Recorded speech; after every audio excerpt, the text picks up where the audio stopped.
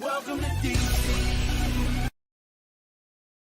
Welcome to DC. Welcome to DC. Welcome to DC. Welcome to DC. Welcome to DC.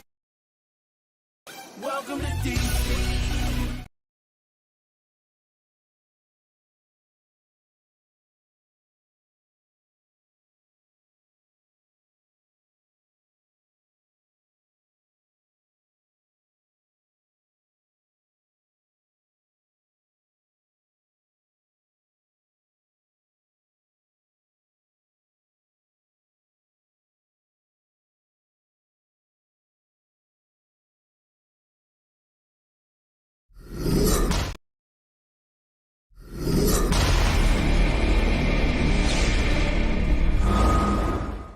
Welcome to Owning the Huddle podcast presented by Red Zone in the Lab, where we discuss all things Washington Commanders, from the executive and front offices, coaches, players, and fan experience.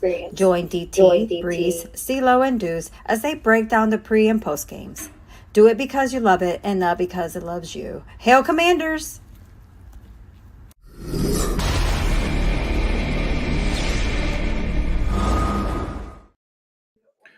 Welcome back. This is Owning the Huddle podcast, and we are live with immediate reactions after the loss today to the San Francisco 49ers. In the building, we got Breeze, we got DT, we got CeeLo. This is our Christmas edition when all is welcome. We got some people in the building that's going to come up and chop it up with us. We got Commander Lorna Earn, we got the real Telly, we got Juan, DC sports guy, the number one DC sports fan in the area today, man. But first of all, let's start it off. And we got CJ in the building. Miss Janet Yam is out here. DT, what's going on, man? How you doing on this Christmas Eve? I'm doing good, man. A tough loss today. I'm not really sad or angry. I mean, it was a lot of missed opportunities again, but I mean, this was a way better team. This is one of the top teams that we talked about in the last podcast that's in the NFL. 49 is really talented, man. And, you know, it was some things that could have went our way, some things that didn't go our way. And we got some couple of questions to figure out before we head to the Browns. CeeLo, how you feeling? Yeah, man, similarly. I'm most disappointed in 37 points. It's really that's where I'm kind of disappointed in, right? So I can understand that we can't score against a very talented defense, but 37 points against Brock Purdy, and we'll talk about it a little bit later on. But to me, that's where I'm focused on. Like I thought we were more prepared than that. I mean, I understand Cam Curl was gone, but so one guy is going to disassemble your whole game plan, and they've been practicing without Cam Curl all week. That's disappointing. Kiddo out there alone, couple plays, giving up a 71-yard TD. That's not a defense I thought we were. I thought we were better prepared for that. That's all. Breeze, how you feeling? So you got the youngers in the building, man. Yeah, man, y'all got the bed with me. I got my co-host with me today, man. What's good, man? How you feeling on this Christmas Eve, man? What's your immediate reaction from the game? That was ugly. Thankfully, we got a few things to break our way with other games where we still alive for the playoffs. But I mean, that was ugly football, man, across the board to me. All right, man. We're going to bring up a couple people, man, because this is our Christmas Eve edition, man. We got some people in the building. We got Commander Lauren Earn is in the building. Just turn your phone sideways for me, Earn. We got Juan in the building. What's good, Juan, the number one fan in DC? All DC sports teams is in the building. What's good, man? We got the real Telly. The real Telly that's in the building. You know what I'm saying? I believe we're going to talk some how today. My man Telly in the building. You know what I'm saying? So, Ern, we just doing how you doing today, man? straight after that win, what's the first thought that comes to your mind? It's going to be fun this week. Quarterback talk all week.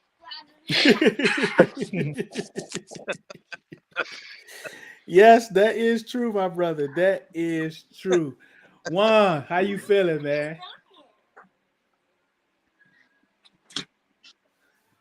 You on mute, Juan. We can't hear you, on.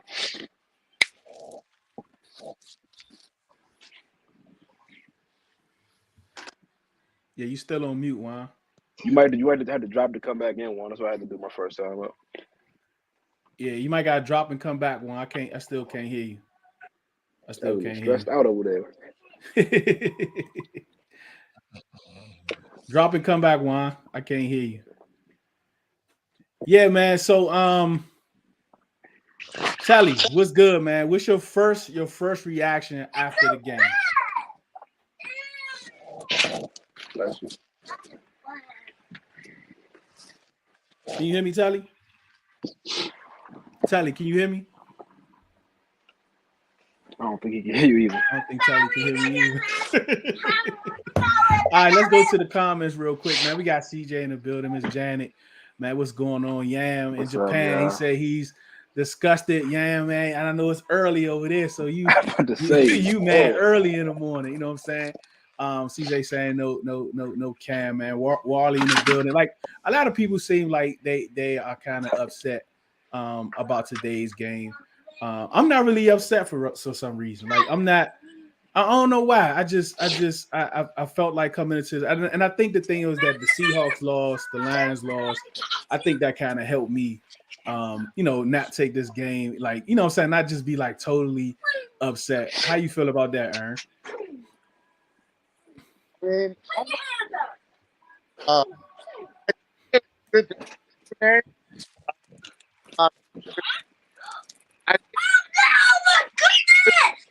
KJ. I can't really hear you, Ern. You going in and out. Telly, can you hear me, Telly? Can you hear me now? Yeah, I can hear you now. There are some good things today. Specifically with Chase, like I don't think there was anything physical. He didn't look like there was anything physically wrong with him today. He looked like he was good to go. I do think it was a mental thing holding him back. So that's a big boost for the defense going forward. And I do think too on the screenplay that he stepped out, there was a lot of concerns as far as him buying into what the defensive line was doing. That was extremely unselfish on his part. And I think that kind of goes to show that he's kind of bought into what the defensive line is doing as a whole, which is a good thing. At least going forward. Yeah, man. How you feel about that, DT? What Aaron was saying, I think it was all mental with Chase. Just trying to have confidence in himself that he can play. And even though it don't show up a lot on the stat sheet, and that's what a lot of people want when you have a player like that, his impact was felt today. He was able to read out certain things that 49ers were doing. His ability to stop the run, you could see that difference in the first down they were trying to get. And I think that's going to help out the defense. But in spite of that, it still didn't really help out because we gave up 37 points. And I think it just points out that Cam Curl is a big miss for this defense. Like, if you notice, the first two games of the year, that's when we gave up a lot of points and big plays. And that was when Cam Curl was out. So now Cam Curl missing this game against one of the top tight ends in the NFL. He had 120 yards and 2 touchdowns. All right, so I want to go back to CeeLo. CeeLo said, we was out Curl all week. And we should have been better prepared. But they probably look like that in practice too. But again, we don't have nobody like Kittle on our team though, right? You know what I'm saying? So just give us a little bit more. How do you like, why do you feel like we should have been more prepared? Because I kind of believe like this is just who we are. You know what I mean? I mean, maybe you're right. This is the best we can do. I mean, we're playing against arguably the top 3, top 5 team, offense, defense, special teams in the league. And so maybe that's the best we can do. I guess I maybe overvalued our defense a little bit more. Like I thought Defoe would be better prepared. This is probably one of his worst games, in my opinion. He over pursued in the 71-yard touchdown. He completely whiffed on the Kittle and on the long play to number 15. I just felt, and then Kittle scored again. I just felt like I thought, I think another thing about this game is it realizes that either Holcomb or a legitimate linebacker, like a second or third, linebacker, was always an outside linebacker or weak side linebacker, that might have showed itself a little bit today. Playing with someone like Curl and sometimes Defoe in the box gives you that flexibility. But when you don't have a guy who can run sideline to sideline like Holcomb used to be able to and give you that little bit of flexibility defensively, that showed itself too. So you're right. Maybe the injuries piled up and we just couldn't overcome that. Go ahead, Telly. You in the building? You tapped in, Telly? Yeah. I can hear y'all now. What's good? All right. So, I think we'll be talking about Curl, and I kind of, when I think about Curl and how much he means to we saw how he was the first few games of the year, right, Telly? Without Curl in there, when he came back, we were much better. It seemed like we communicated better. But how much are we actually missing him in the secondary and up around the line of scrimmage? Because it seemed like it seemed like those two positions was really like they really went after those with the crossing routes and like the running. Like Bostic was out that joint, like he running like he about to fall. He was running for his life out there.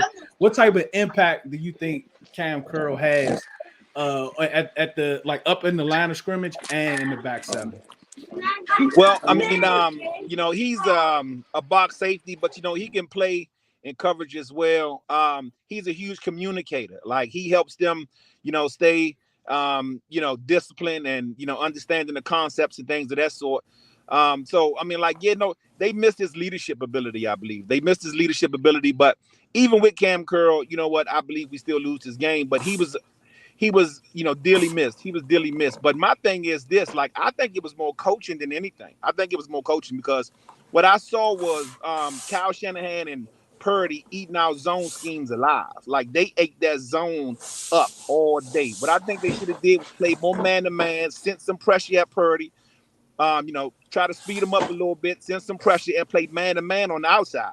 Instead, they was dropping the zone mostly all day, and Purdy and Kyle Shanahan ate that zone up. So, I mean, even though we missed Cam, I think it was more coaching the reason why we got beat the way that we did. Hey, man, I want to introduce y'all to this Cowboy fan right here, man. Oh, no. Got that good win today. Got that good win today. You got to watch the highlight. Got that good I hope win you're not today. feeding his ass, too. No, but that was a Don't good game. feed him. I thought Eagles was going to win without Hurts being in there. Hey, dudes, make him piss outside. No, Don't show that man no love Hey, that's today. nasty we'll work. see y'all on the 8th. We'll see Yeah, y'all on the okay. 8th. I'll be right in here. All right. It's all good. Juan, what's your immediate reaction after the game, Juan? Well, we should have played better with a talented defense, overall. I'm glad to see Chase Young back, but hopefully we can clean up some stuff and get ready for the Browns next week. Yeah, man, I agree, man. Hopefully we can clean up some stuff because we didn't play clean again. There's 3 straight weeks we haven't played clean football, and I'm kind of, is becoming an issue now.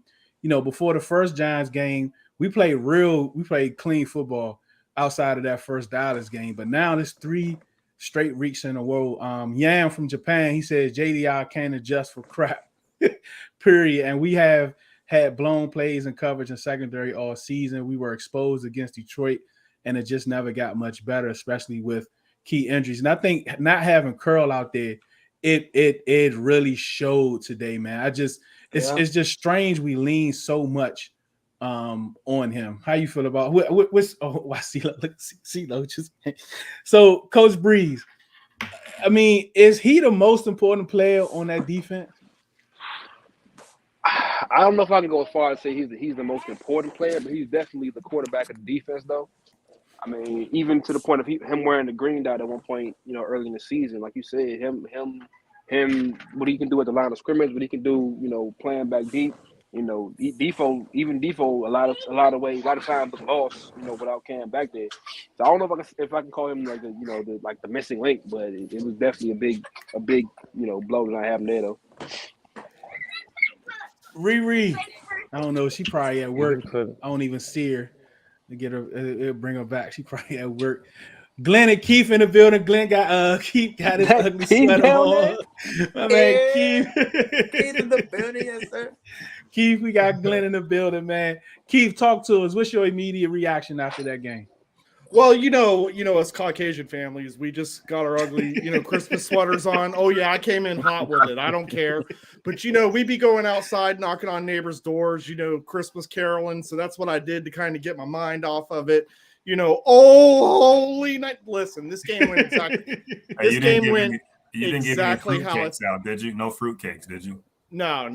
I mean, no. Yuck. I mean, they threw fruitcakes at us and told us to get off their yard before they called the cops. But this is the world that we live in. We can't even knock on doors and sing Christmas carols. But anyways, to bring it back to the game, this game went exactly how I thought it was going to go. We were just overmatched. Unfortunately, 49ers got the defense.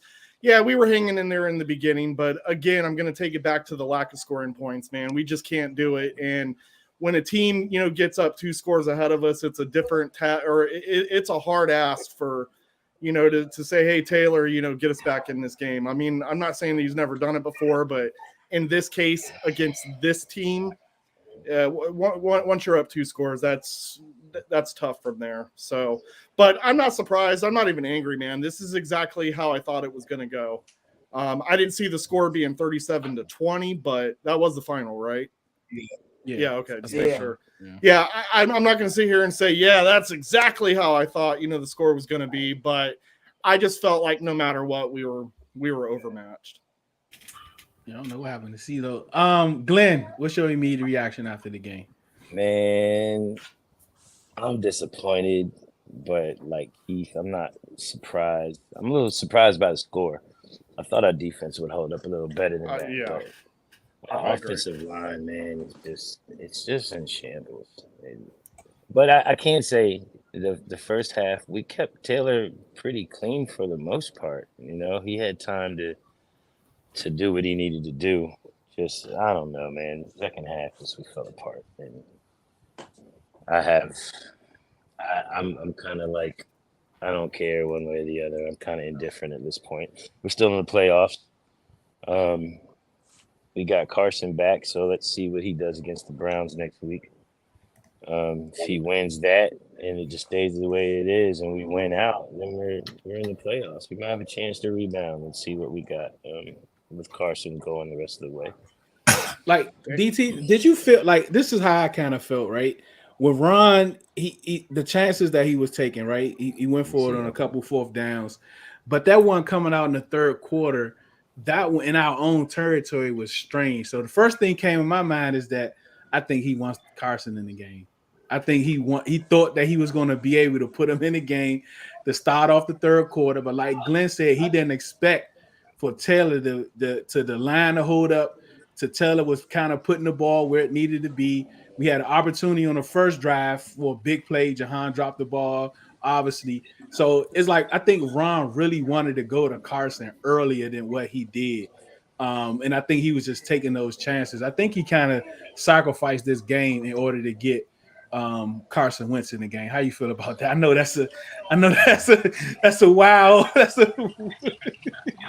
that's a wild allegation, but I can't hear you, DT. That 4th and inches in our own territory, bro. I didn't like that call. Yeah, that's the one I'm referring to. Go ahead, DT. I can't hear you, DT. Yeah, you can't hear you, DT. We can't hear you. Oh, my fault. I was on mute. I think it was a strange call. It was so strange early in the game.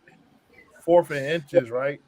And like at our own 30 though. Like it's a defensive game. We're down 7. I would think we punt it again. We try to stop. But this Carson Wentz thing, man, I kind of like you. I feel like it was already premeditated in Ron's head that he was going to Carson. Even after that, and then like the game was still close because we were down by 10, but then eventually O-line started to buckle down by itself, and the defense started to come alive for the 49ers. I think that was the nail in the coffin right there.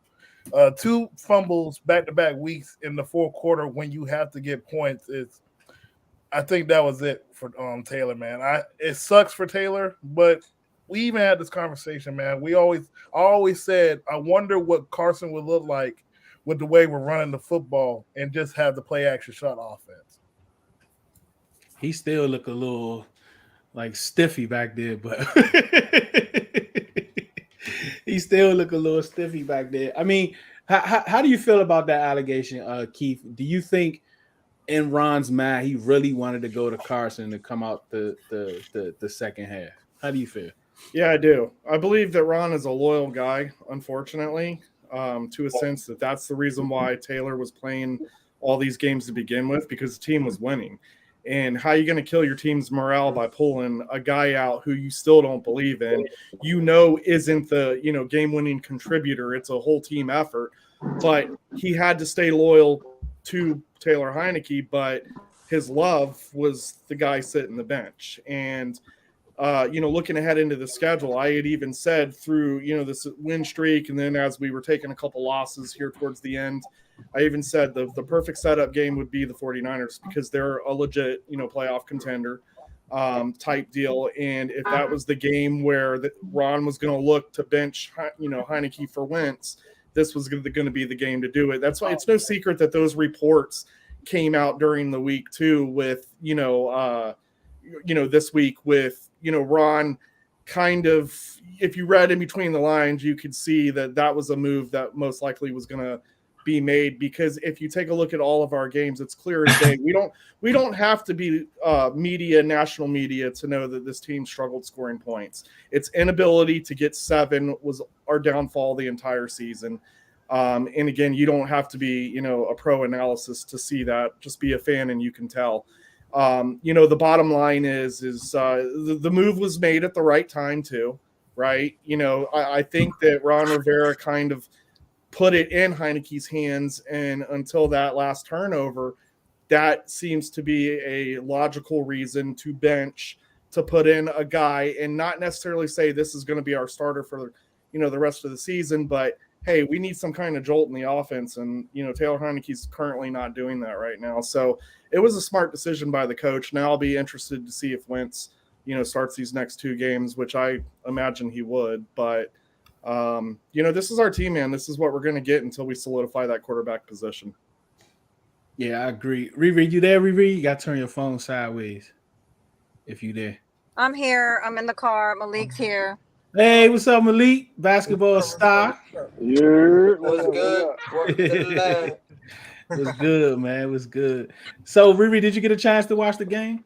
Yeah, I was at my best friend's watching the game on my phone because, her husband is a Philadelphia fan. And so, he was highly disappointed. So we're watching both games. So it was kind of going back and forth. So, I missed the part when Carson went in. I was like, what the heck? So, from what I watched, the defense just wasn't there today. Even though Chase was back, it just didn't look good. So I'm kind of disappointed, but like I said, we're still in it. So, that's pretty much all I got to say about it. Yeah. No More about to bring you up. Just turn your camera sideways when you come up. No More is at the game, San Fran. Okay. So you're going to tell us about. A long walk to the car. Yeah. Turn your phone sideways. What's No up? More. Can you turn your phone sideways? Oh, he going in and out. There you go. Yeah. So how was the I hope it's not too loud in the background. Nah, you good. You going? You all hear me okay? Yeah, for some reason, I felt like No More. Go ahead, No More. Sorry. It's freezing, No More. You going in and out. No, I was gonna say I'm on cell service, not Wi-Fi, so I might be shaky. Okay. If you even heard that. You got a delay and everything. Is it just me? I feel like No More, when I heard him before in the spaces, I felt like he sold insurance to people. He might. He still might. I don't know. He looks like he Rides motorcycles. Yeah, he looked like he beats rode his people on bike a up bar. there. He like he rode his bike up there. But he sounds like he sells insurance. It's cool. Whatever. He could sell me some insurance because the commander's killing me, bro. He could sell me some life insurance. I mean, man, I need some extra coverage right now. Facts. So look, so this is my thing, Telly. This is my yeah, no more going in and out. So what's up? You got me a question? Dude, that first half, man, I thought we were right there, but I think they're that deep wore us down, and not having some of our guys out there. Yeah, he going in and out. Hey, no more. Give me a call. I need personal liability insurance.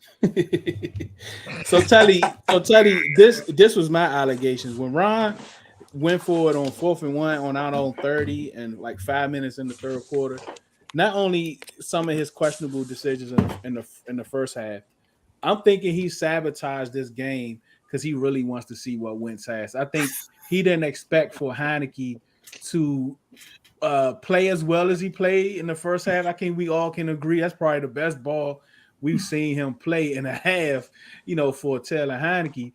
And if Jahan would have caught that pass, that it might have been a whole different story. But that's my allegations. I think Ron, sacrificed his game because I think he really wanted to see what Wentz had. Like I was saying all week, I think he already had the conversation with the guys down through the week. And right when that happened, like Wentz went right over there to Terry and Samuel, and they was chopping it up and talking about what I said. Oh yeah, it's time. Do you think Ron is that type of guy? Listen, This says PG. Hey, wait, this says PG too, Tally. Huh? Oh, it says PG too, Tally. I get it. No, listen, Ron wants to appease the fans. Ron want to win, but he want to appease the fans too. I mean, think about it. All week, all he heard was how he should have went forward on that 4th and something last week instead of punting the ball. Like he heard that all week long. So he was in somewhat the same predicament today, and he decided to be aggressive. We've been getting on Ron all year about not being riverboat Ron. Like he's been real conservative all year, and like he hasn't been riverboat Ron. So today, with his back up against the wall, he decided to be riverboat Ron. And like I love aggressive play calling. Like I love going forward on 4th downs. I love going, for 2-point conversions. So he was trying to appease the fans and not punt like he did last week and catch flock. So I'm not gonna say he was trying to sabotage the game, dudes.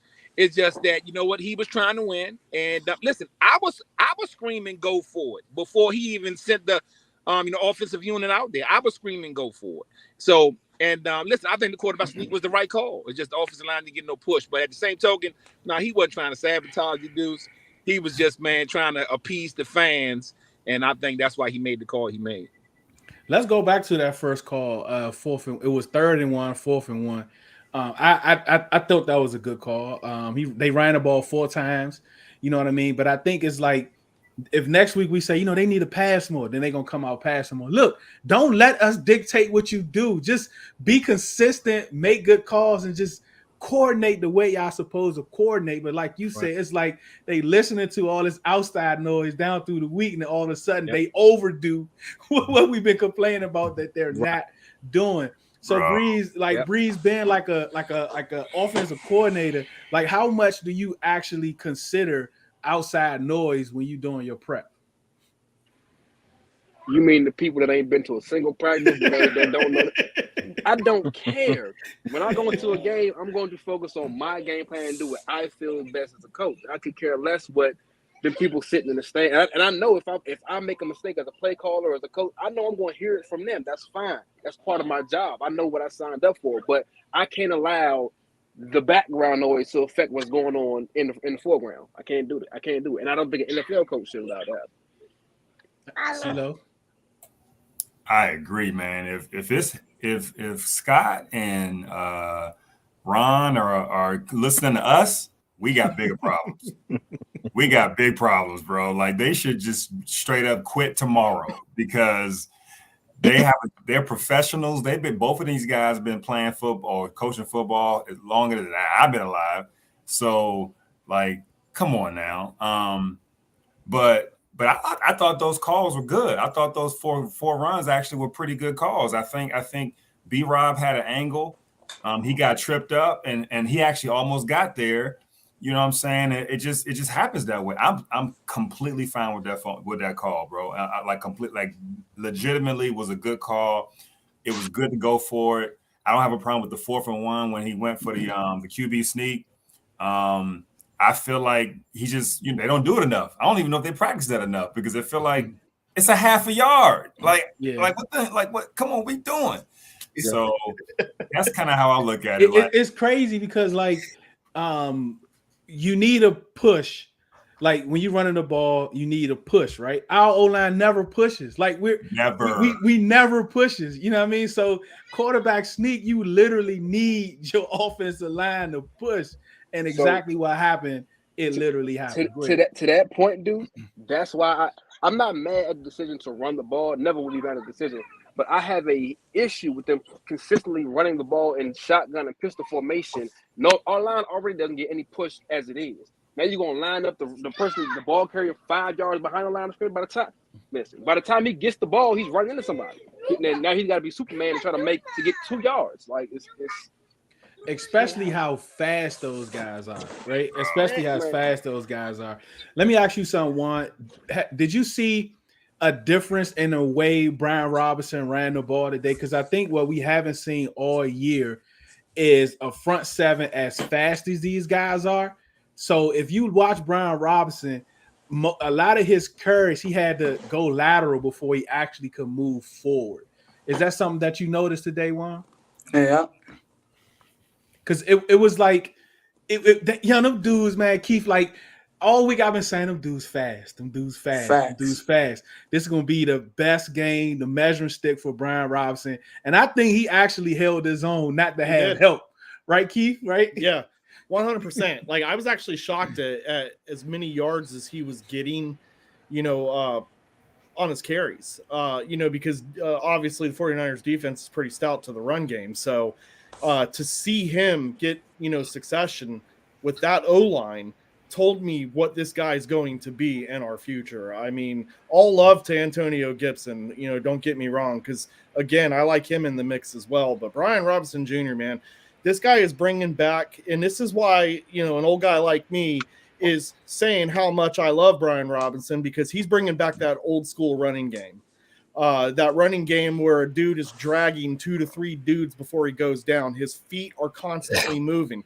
He's not looking to dance with the football. He's got one mission. He's going to try to complete that mission, and he's doing a damn good job doing it. And I love not only when he's doing it, but he's dragging defenders with him, man. That's 70s, 80s old school running back football, man. And I'm glad to see it back because this dude, got what it takes.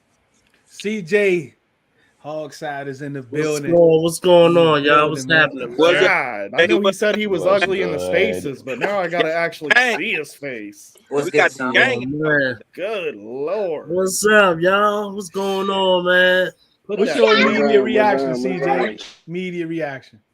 My immediate reaction was I expected it to be a smash mouth type game. What I did expect was the secondary to be a little lackluster without Cam Curl and also Benjamin St. Juice not being 100%. Like I already said going into this game, this secondary just might get ate up, just by those 2 guys. One of those guys not being 100% and not having Cam Curl. If you guys remember back when we was 1-4, we didn't have Cam Curl at that time, right? And you see how drastic that secondary was getting without the presence of Cam Curl. Cam Curl came back. We started rising up to the occasion, right?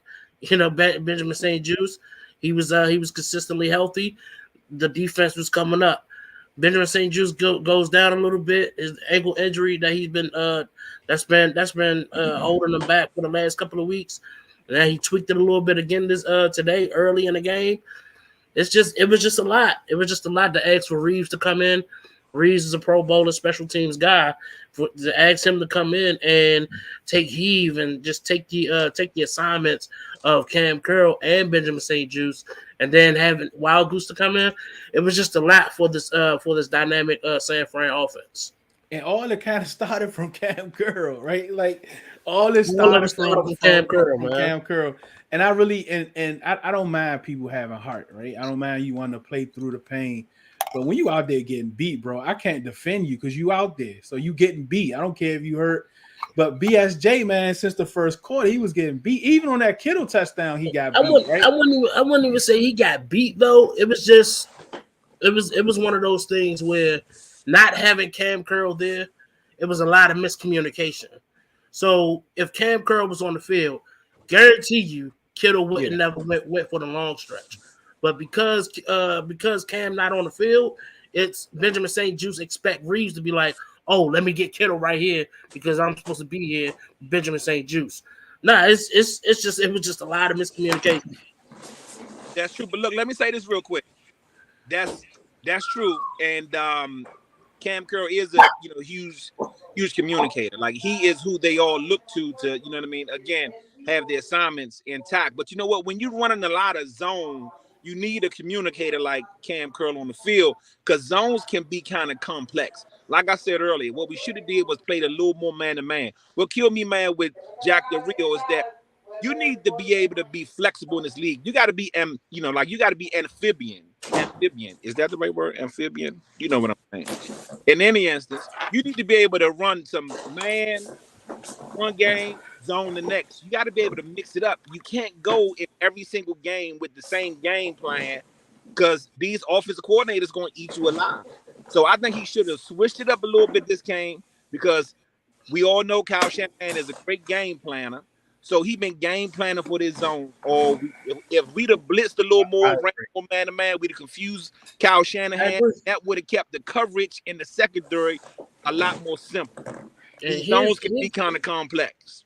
And here's the crazy thing about Kyle Shanahan is every time Jack Del Rio made a minor adjustment to his offense, Kyle Shanahan made that same adjustment to overpower that adjustment. And it like I just sat back was like, damn, Kyle Shanahan is he's just a dog. He's just a dog when it comes to coaching. He's just a dog. It's like every adjustment Jack Del Rio tried to make, Kyle Shanahan just like one-upped him. And this is a playoff game, right? Like Jack, this was a week where I expected to see some things I haven't seen all week, and all year. And we can say, well, because Curl wasn't there, which I trust me, I believe. I think Curl impacts the backs, the secondary just as well as the front seven. He's the voice. But I think that like this was a playoff game, and I don't think we kind of approached this game as a playoff game, especially dealing with like the secondary. And like I didn't even think Wild Goose was gonna play, and he had a couple costly turnovers too. I mean, not turnovers, penalties. That what I'm saying, you don't get that much time. You don't have you're not gonna be out there like getting unnecessary roughness penalties and all that. You know what I'm saying? You're gonna have to run some hills for that, right. You know what I'm saying? And so like when I heard Wild Goose's name out there, I was like, who? He's still on the team? I was like, all right, oh, okay, all right. But it's just like you said though. And I agree with you and CeeLo when y'all said this. You have to prepare when these guys go down. But at the same time, that's what happens when you have such dynamic individuals on that defense. But again, this is why you need to have adjustments just to make sure that this shit just don't go away. Yeah, I was just gonna say, so this is kind of where the whole William Jackson III thing kind of blows up in your face a little bit, right? Like, think about it. When that doesn't work out, when you have a lockdown corner that you plan to put on one side, when that doesn't work out, you shift everything. And we all of a sudden had to shift McCain and Defoe and so many other guys. And so when you miss on something like that, it's a ripple effect. So you have an injury like a Cam Curl or your linebacker, like it's such a big deal in this league. And you play teams like that caliber, like San Francisco, the top 5 or 6 teams.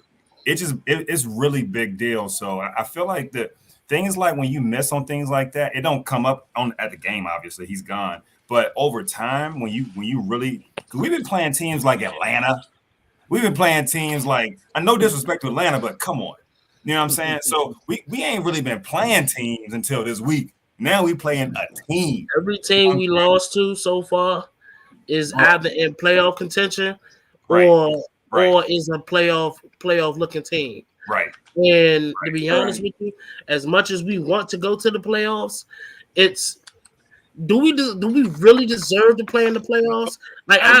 I'll be okay with a winning record, right? I'll be okay with the 8-7-1. You know what I'm saying? I'll be okay with that, right? But at the same time, it's like, are we really here to say that we're playoff contenders? I like our guys, I like our defense, and I like our offense. And what I seen when Wentz came in is I seen what I was supposed to see in the beginning with porous offensive line. That's all. Like everybody was like, oh, I want to see how Wentz was going to do with this offense. Well, you see it. It's the same thing. It's the same thing. I think it's so. I think we're gonna get to it, especially with Wentz because he still looks like a tree. But I gotta think about it. The way that ball was coming out on those quick throws, like those couple flare routes he threw when the blitz was coming, those quick 5 and stops, those 1-2 pitch, that pit, like a lot of that stuff. Yeah, that junk gonna get picked. He keep doing that. But you know what I mean. But no, we want to give this space. Pops is in the building. Hey, what's good, man? I'm here. I'm you ready? What's up, It got Pop? so bad I had to pick up My man ready like Booger McFarlane back there, man. My man ready. What's your immediate reaction, Pops?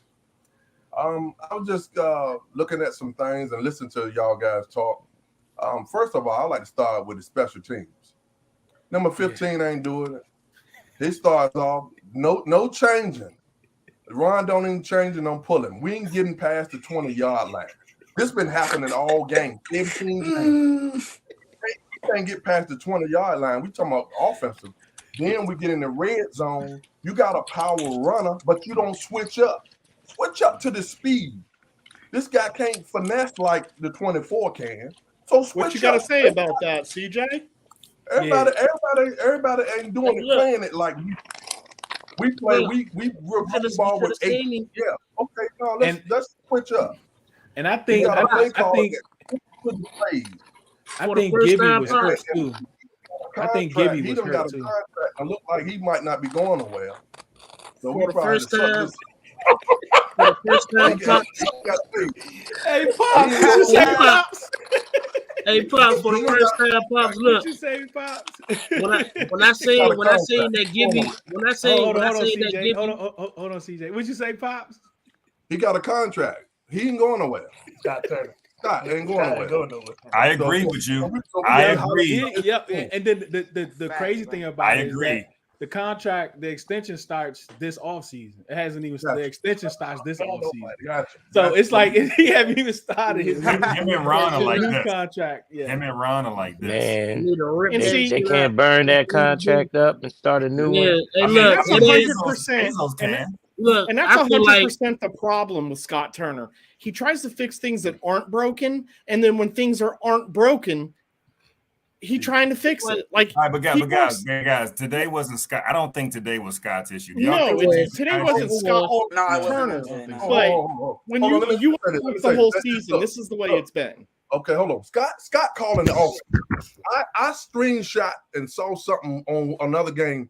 When that end coming by, he got 17.5 sacks. Clinton Portis used to chip them guys coming off that end. Oh yeah. They don't get no chips to help that line tackle out. Chip him. But you know what? What was go out chip him? What was crazy? What was crazy is for some reason the first half they were like Bates and them was like really putting a shoulder pad on Bosa for the most part because Bosa had both his sacks in the second half, right? Mm-hmm. Was that the second half he had both his sacks? Yeah. So it's like, but what, like Keith was saying, like why go away from that? Like continue continue to chip them. But again, like CeeLo said, man, I can't really put. I mean, how you feel about it, Teddy? Like I can't put this game on Scott Turner. Now, listen, I'm not putting it on Scott. I put it more on Jack Del Rio, like I said, for coming into the game. 37 points. 37 points.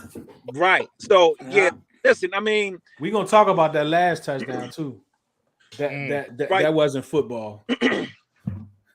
Right, but as far as Scott Turner is concerned, he heard all the run the ball noise, and he came out run the ball, just like stupid. But I think that we could have put the ball in the air today, and we could have really made some noise if we would have really put the ball in the air today.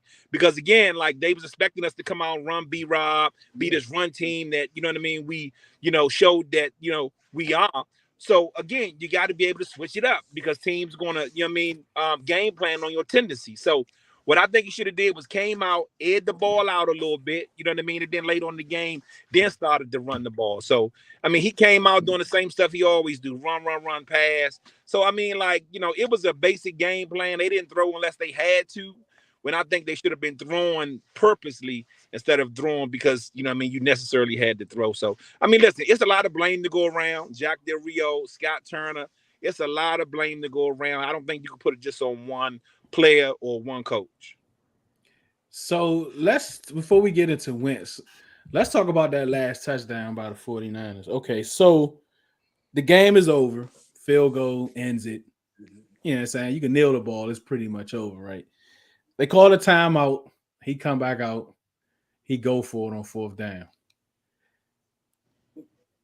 He was going to kick a field goal, right? What are the chances that Trent Williams or somebody whispered in Cal's ear? Man, you remember what they did? Did you? Because why would you go for it on 4th and 4 right there with a field goal? Not even a field goal would have ended the game. Do you think that was a shot at Dan Snyder?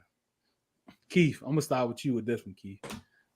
I don't know if it was a specific shot at Dan Snyder. I just think it was a shot against the team. They were just repaying us for what we did. You know what I'm saying? And we got all happy because wasn't that when we took a loss to them? It was the rain game, and they were all sliding around on the field. Yeah, so it's we've been kind of exchanging these cheap shots, and that was definitely one. But really, at the end of the day, it don't matter. We still would have lost the game. So hey, if you could do it, and they did.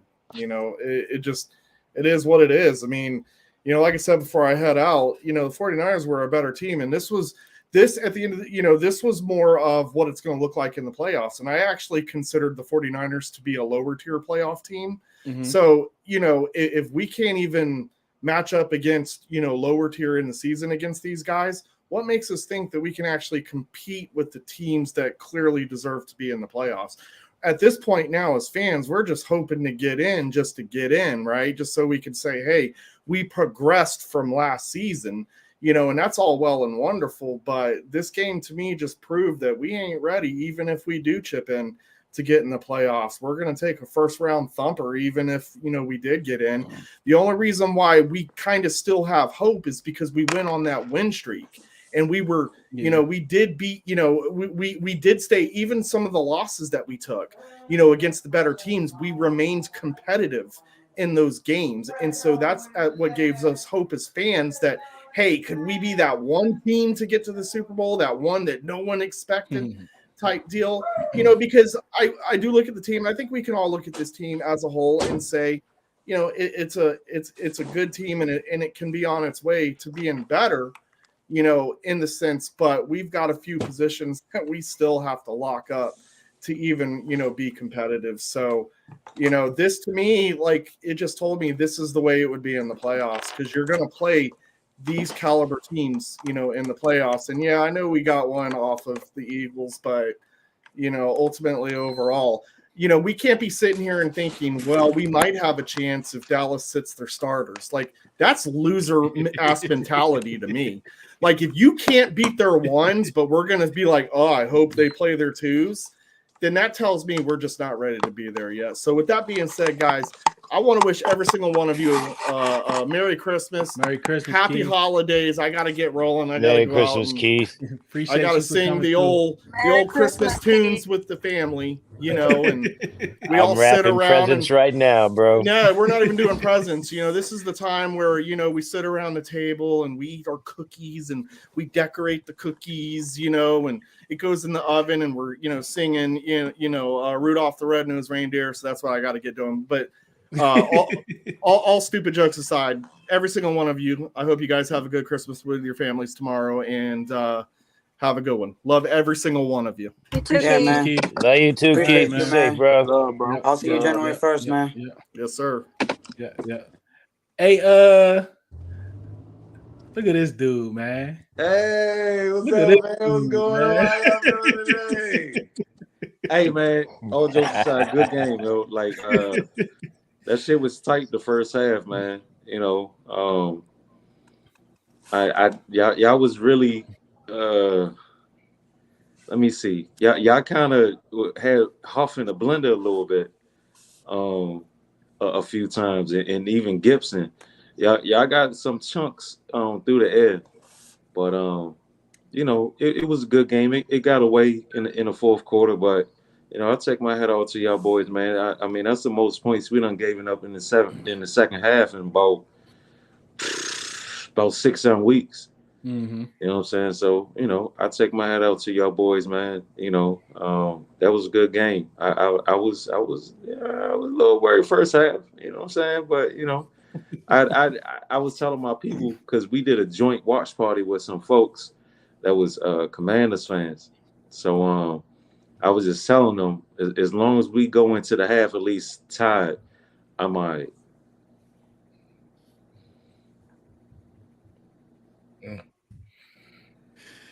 Yeah, that man Kyle Shanahan said, "Yeah, I'm gonna come out here and throw the ball." Yeah. Man, I mean, Kyle went for that fourth, and what was that in the Hey, first? Twan, turn your phone sideways, Twan. Yeah, fourth and one. Kyle went for that 4th and 1. He was like, "Oh nah, we about to." Yeah, he's like, dialing it "No up. respect." Hey man, I told y'all like Brock don't have to do much, man. We running the same plays, bro. Hey, We Telly, running. I don't know if you want to see him, Telly. Who that certified? Hey, what's up, Telly? Hey, Oh, no. hey, when I'm had that AV up, Slim. Hey, Telly, never mind Man, on look. that. Telly, never mind on that Abby bet. Never mind. Hey, listen, you Hey, said man, 12 don't o'clock, do so I'm that. waiting till Take it back. 11:59. Hey, look, you said midnight, so I'm waiting till 11:59 and 50 seconds. Yeah. Yeah. Hey, good game though. Nah, it wasn't no good game. It was, man. No, Shit. we lost. We lost. Listen, man. Outside of that 71-yard run, y'all ain't really let us run either. Yeah, it was good, man. Yeah. Listen, like you said, certified, like we was getting some chunk plays in the air, man. We should have came out with a, you know what I mean, better game plan, man. We should have been throwing that ball a little bit more than what we did. Listen, man, if Juan hadn't tipped that ball, that I feel like that's what kept y'all in the game. That turnover. Yeah, that one turnover. Oh, Yeah, more than that. Yeah, he should have but- had more. If Chase would have turned left instead of right, he probably could have picked that joint Hey, off. man, the young boy looked good, man. Yeah, I ain't man. gonna lie to you. He look, I thought he was gonna be gas. You know what I'm saying? Like coming in, what's this, week 15? Coming in week 15. The man been practicing for the past 8 weeks. Yeah. I know, but he ain't been practicing game no time is game different. speed, though. Yeah. How many snaps y'all think he had? He had over 20. Yeah, Because they said over they actually 20. said he had 10 coming into the second half, and he was already out there. So they like, yeah, he already done passed that. He had to have like 20 something. Because JSW went out too. Yeah, Hey man, he was going up against Trent too. I was surprised to see all that. Business one time when that bull rush. Yeah, he gave Trent the business. He hit Trent with the oopie oop. Yeah. You know. Yeah, he looked good, man. But he wasn't rushing. I think he was picking when to rush because a lot of times he wasn't rushing too hard. Like he was trying to get a tip pass. Right. But sometimes he was going hard. So I think he kind of maybe they told him that too, though. You know what I'm saying? But I hope like JSW had a concussion and he was he was walking a little funny too. So that's gonna be, you know how Ron is with concussion. So messing with Ron, he might be out the rest of the next 2 games. I think Heineke out for the rest of the year. Real talk. Yeah, Uh-oh. I think it's Wentz. Heineke done. We will never see him play again for us. Never. He done. Never. Y'all acting like Heineke ain't making no throws, though. Heineke Yo, made guys, some throws. these guys, they get hurt and they disappear. Like, yo, I'm that telling you. touchdown to Curtis Samuel. I mean, come on, man. Y'all act like Heineke The with Jahan Dawson throws. I thought this was the best game Yeah, that's the Taylor best Heineke game he played, man. all season long. So I I'm agree. not a Taylor Heineke hater today. Not today. Yeah, So that's how what I y'all- was saying, certified, when we was talking. It's like he gonna throw the ball up on one-on-ones. You know what I'm saying? Like he's gonna throw it up. He's gonna throw it up. Jahan, I think we have 2 true number 1 receivers, man. I know some people already said it. I think CeeLo said it first. I'm putting it out there. But yeah, man, the only thing about Taylor is like he can't put it out, right? He can't lead them up the field. It's like everything is contested, right? And that's the thing that we're like, man, look, when we get those opportunities, we need to score because we can't score in the red zone as you see as much as we should. So when we got those opportunities to push the ball downfield, man, when they beat their receivers, because that matter of fact, the touchdown he threw to Terry, Jahan again wide open, same route. Got this man, gave him a business open on the post route, but he missed it. Look, and you can see the difference. Say again. Your secondary wasn't ready, man. Real Yeah. talk. Yeah, man. They were getting them boys had they that first joint Huff, man. I don't know. Like I feel like I put both of them on Huff. He was sometimes he get a little too aggressive, you know. And that was PI. Hmm? And that was PI. On the Jahan drink. On the Jahan Dotson. The one he dropped? No. The one that he got down to like Terry McLaurin, when he got it down to like the 7 or 8 yard line, whatever that long pass was, he was getting pulled on, and the whole, even the commentator said it was like that wasn't a PI. Oh yeah, because they thought they was calling the PI on that one. Something else. Yeah, they were giving him the business, man. And Ward got a concussion late too, certified. So that's something to keep an eye on. I think he came back. He came back. Number 7 didn't come back. So Davis Ward didn't come back. Number 1, it's 2 Wards. Number 7 and number 1. Yeah, no, he came back. No, he ain't come back at the end of the game. He ain't in the game. Number 7. I thought I saw that. No, number 1 did. The other Ward, he ended the game. Number 7, he didn't come back. Yeah, he had a concussion because he was in a blue tent. So you know when you go to that blue tent, so that's something you're gonna have to watch out for this week, man. I mean, we got the Raiders next week, so I ain't even really tripping about that. Yeah. I got the Raiders and the Cardinals, right? Raiders that's and a the loss. That's like a loss. if we drop a game, I ain't tripping about dropping the AFC game. You know what I'm saying? Because that ain't gonna affect my standings. Man, the Vikings keep messing y'all up, yeah. I know, man. I know. Hey, yo, row, yeah. Y'all still alive though, right? Oh yeah. Actually, we get clinched next week. If the same thing is lost too. If the same thing happened next week that happened this week, we clinch. If we win, and like the Lions lose, Seahawks lose. And the Giants. The Giants is ahead. They okay. I think it's just the Seahawks and the Lions. Yeah. So if we would have won today, it probably was an opportunity that we clinched, especially if Green Bay win. Go ahead. lose. What about Green Bay? Today, though? What about Green Bay? Oh man, Cleveland, man, they dropped that. I only scored 10 points though, didn't he? Yeah, it was freezing. New Orleans scored 20. I ain't worried about it. I ain't worried about Cleveland. Yeah, they out the playoffs. They don't mess. So some of they dudes that's banged up or whatever, they probably not gonna finish the year out. You know what I'm saying, to get ready for next year. I wouldn't be surprised if Deshaun, if they don't pull him, especially if we get up on him. Hey, yo, certified. What's up? Hey, listen. After seeing my boy Jahan Dotson today, live and in person, what you think about my boy? Yeah, Come on, man. What? He let me finish. All right, my bad. I think y'all can move on. I don't know what y'all playing Curtis Samuels, but I mean, I think he needed to be bumped down to y'all wide receiver number 3. I He just is seen. 3. He is He 3. is number Oh, 3. okay. I thought. Yeah, he's a 3+ gadget guy. Okay. All right. I thought Dawson. Hey, Nah, dude, what was Jahan Dawson's stats today? Because you know what? If they don't call that long pass early in the game back because of that holding, man, that boy could have ended up with almost 200 today. Man, What if he caught that pass on the first drive, he could have ended up with 200. well, Right, that's That what I'm dude talking hit him in about. his basket the I first say drive. Yeah, I was Oh, surprised yeah. at that. if I was surprised at if that. a if was a fifth, we all be drunk. He had six catches That's a good for one. 76 yards.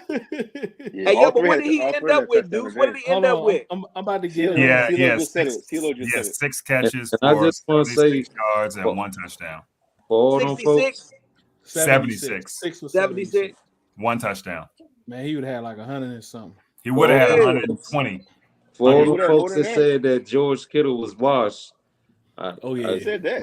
Who said that? I People in heard the it a lot. States, especially the Damn. Hold on, Dolphins. we had I heard David it a Mayo lot, on his man. I ain't ass. saying The y'all. I'm Dolphins. just saying I heard that a Ain't lot. nobody that I know said that. We had That's Bay all on right, his A-Dot. ass. Dolphins, like them Dolphins, them dudes. That's Probably. right, A-Dot. That's But nasty work. you know, we got rid of Jimmy. I mean, George's best years wasn't with Jimmy. Yeah, I heard You that. know, It was like with Nick the year Mullins. that he broke the tight end record for yards, that was Nick Mullins. Yeah, I Yeah, heard him that. in Jimmy, Japan Jimmy say was out. Taylor Heineke Dunsky. Yeah, Yam. My man You ain't Yam wrong in about Japan. He said it's 7 a.m. over there. He say Taylor is Dunsky. Taylor looked like he got he looked like he got beat up. He was on the sideline pacing like Yeah. Y'all man, see how many So times he got how y'all Tomatoes, think man. Wentz did? How y'all all think that Wentz 19 million. They Wentz did ain't, good. I think they he ain't did getting all none right. of that. That Just sit 19 him out the His rest million. of the year, neck, man. man. I mean, he played pretty Sit him good, down the man. rest of the He year, man. extended some plays. You know what I'm saying? Like Heineke made some plays, man. I just I think mean, actually, he didn't play that bad in the first half. But see, that's the thing though, certified. It's like when other teams come at us and they be like, man, Heineke look good. It's like, yeah, he's throwing the jump balls, and we have we know for a fact we have the best contested ball catcher in Terry McLaurin since 2019. That's proven. And now Jahan is doing the same thing. And it's like we need to lead them down the field, right? We need them to give them opportunity to get that yak to run away. They got to keep coming back for the ball or slowing up. That's the issue. You know what I'm saying? That's what we need them to do. But the thing about Wentz, let's talk about Wentz a little bit. Yeah. You can tell the velocity is way different. Like That's what I was gonna the velocity say. is crazy different. You know what I'm saying? Bro, like on those like and, quick outs. Yeah. Man, Hey, so you look, could though, tell you the know, snap coming off that ball was He crazy. can't move. He still can't move. hey, so let me say this real quick. Let me say this. I think what we should do, right, is we should go to Sam Howell the last 2 games. Hold on, hear me out. Stop Hear me out. it. No, hear me Stop out. it. Oh God, No, hear me Kelly, out. Come Hear on me mute out. with that one. No, Stop. please. No, hear me out. Hear me out. All right. we I heard you say out. that because listen, look how Wentz looked tonight, right? When he got in, he looked serviceable. He looked good. So look, if Wentz come in next week and he start and he win that game against Cleveland, he win that game against Dallas, now that put us in a pickle. Now we got 30 million coming to his ass next year. We tell him to take a pay cut, he gonna look at us like we stupid. That's gonna put us in a tough spot because they'll have fans saying, "No, bring Wentz back." You know what I mean? And if he come back, he gonna come back as the starter. So you got to kind of nip it in the bud now before it gets out of hand.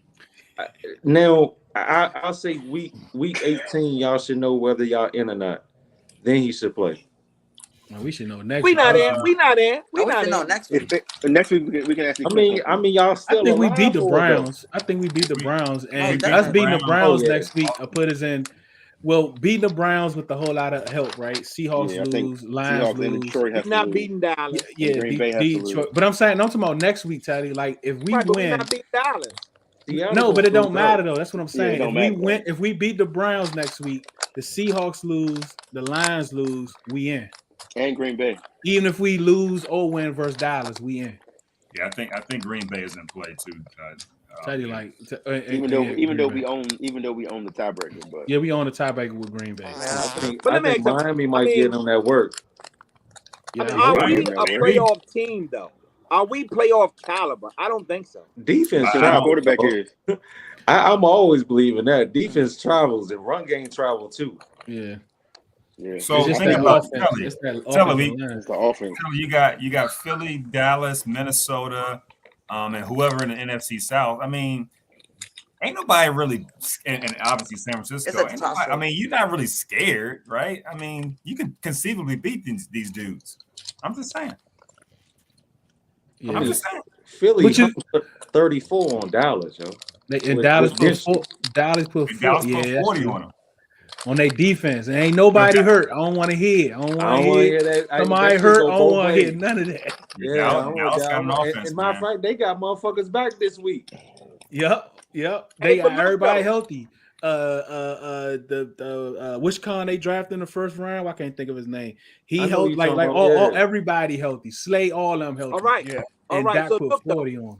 but look though, let's say okay, we do beat Cleveland and we do beat Dallas. Let's just say hypothetically, and Wentz is the quarterback when we do.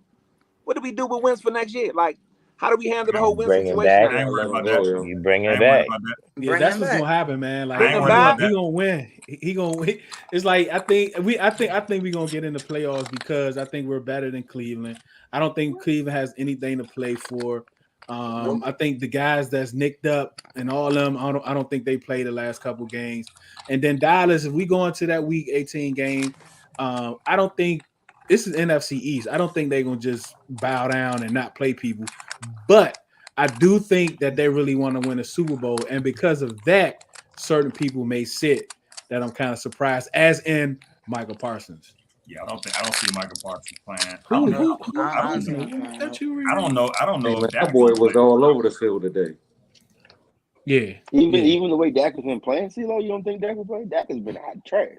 I'm not saying he's not playing well. I just McCarthy Cooper ain't the Rush is smartest better. dude in the So I think Dak will play because they don't care. I think Dak will play too. I don't think they mind going to Cooper Rush. To be honest with you, you mean if something was happening to Dak? That's nasty. For real. Like, what you think, DT? Like, for real. I mean, let's be honest. What you think, DT? Man, that man, he's throwing more Cooper interceptions. Rush. Come on, y'all. Cooper Rush is trash. I'm just saying, man. You know how Dallas is, man. All right, so this is how I feel about the whole Dallas thing, right? So been in their spaces and stuff, listening, eavesdropping and stuff. Then even though they putting up 40 points and things like that, they still not playing the type of ball they expecting to see. I mean, they gave up 34 points as well, and they gave up like 120 yards rushing. Now, if there's anybody that's going to sit, it'll probably be Micah Parsons. But I think that offense still needs some tuning up to do for coming to the playoffs, things like that. And, you know, let's face it. I mean, Dak, he has elevated their play, but there's also been certain instances where he's kind of costing them certain points in the game. So I'm not going to be shocked if their starters playing against us, bro. And to be honest, I'm not going to lay down just because they take their starter stuff out. That's kind of weak sauce to me, bro. I want to play them at their best. And I think right now, even though we lost a couple games, I think this team's way better than we seen them in week 4, especially with B-Rob. I agree. Most definitely. Yeah. Hold on. Did you just see us play today and last week? Did you see that? Okay, who's better, the 49ers or the Cowboys? I say the Cowboys because they got a better quarterback.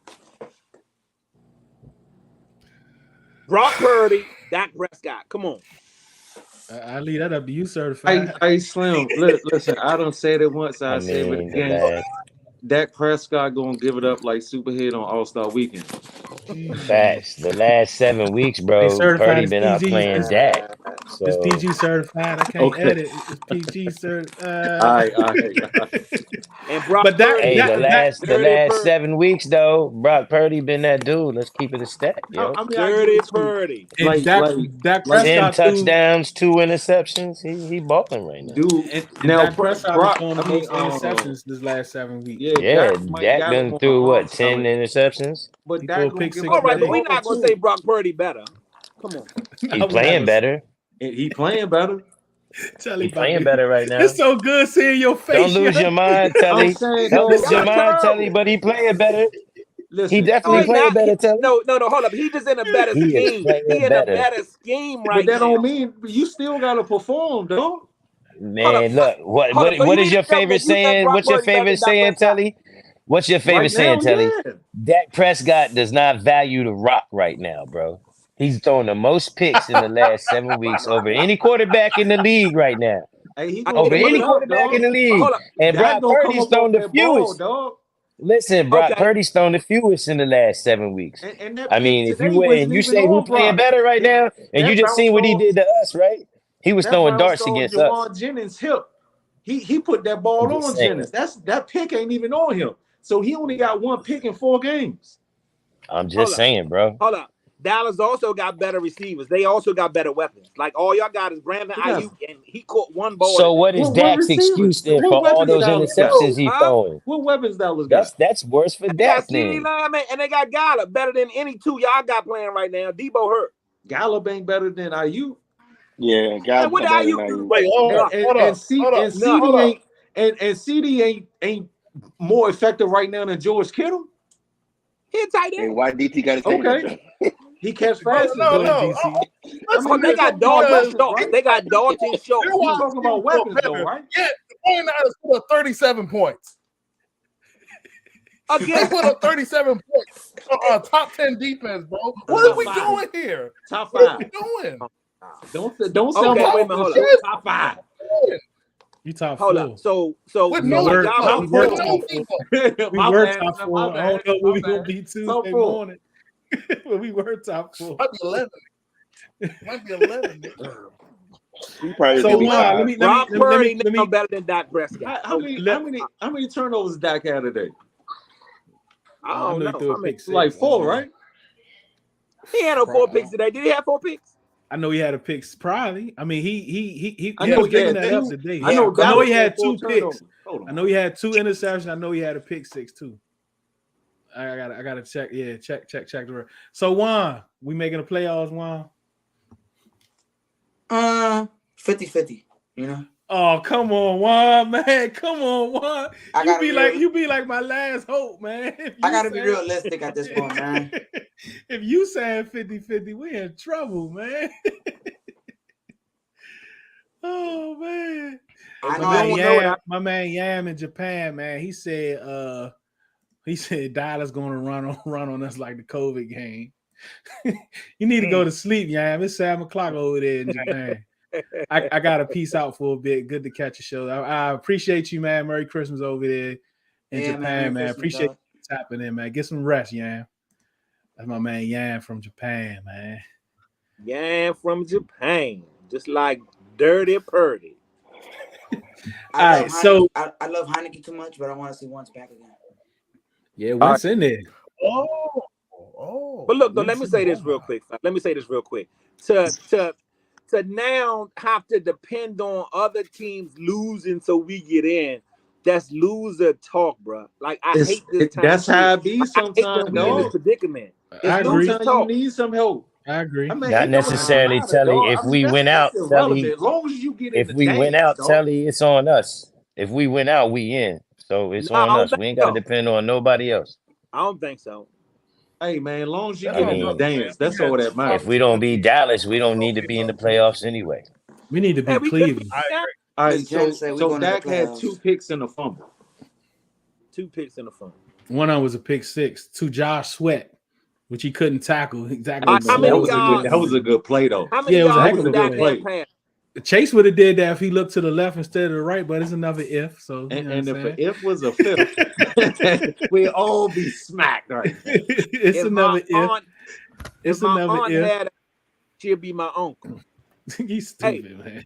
but look, Hey, so how what many Brock got yards to do, passing dog? did Dak have today? How Hey, many yards Telly, what passing? Brock got to do?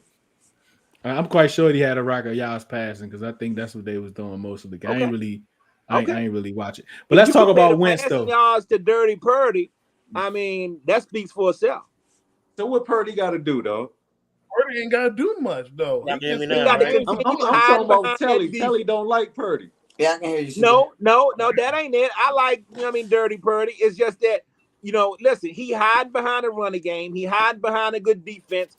If you gotta, make him throw. If you said he had expose everything else to make him throw, I don't think y'all can win games. So who gonna do it then? There we go. Miami didn't do it.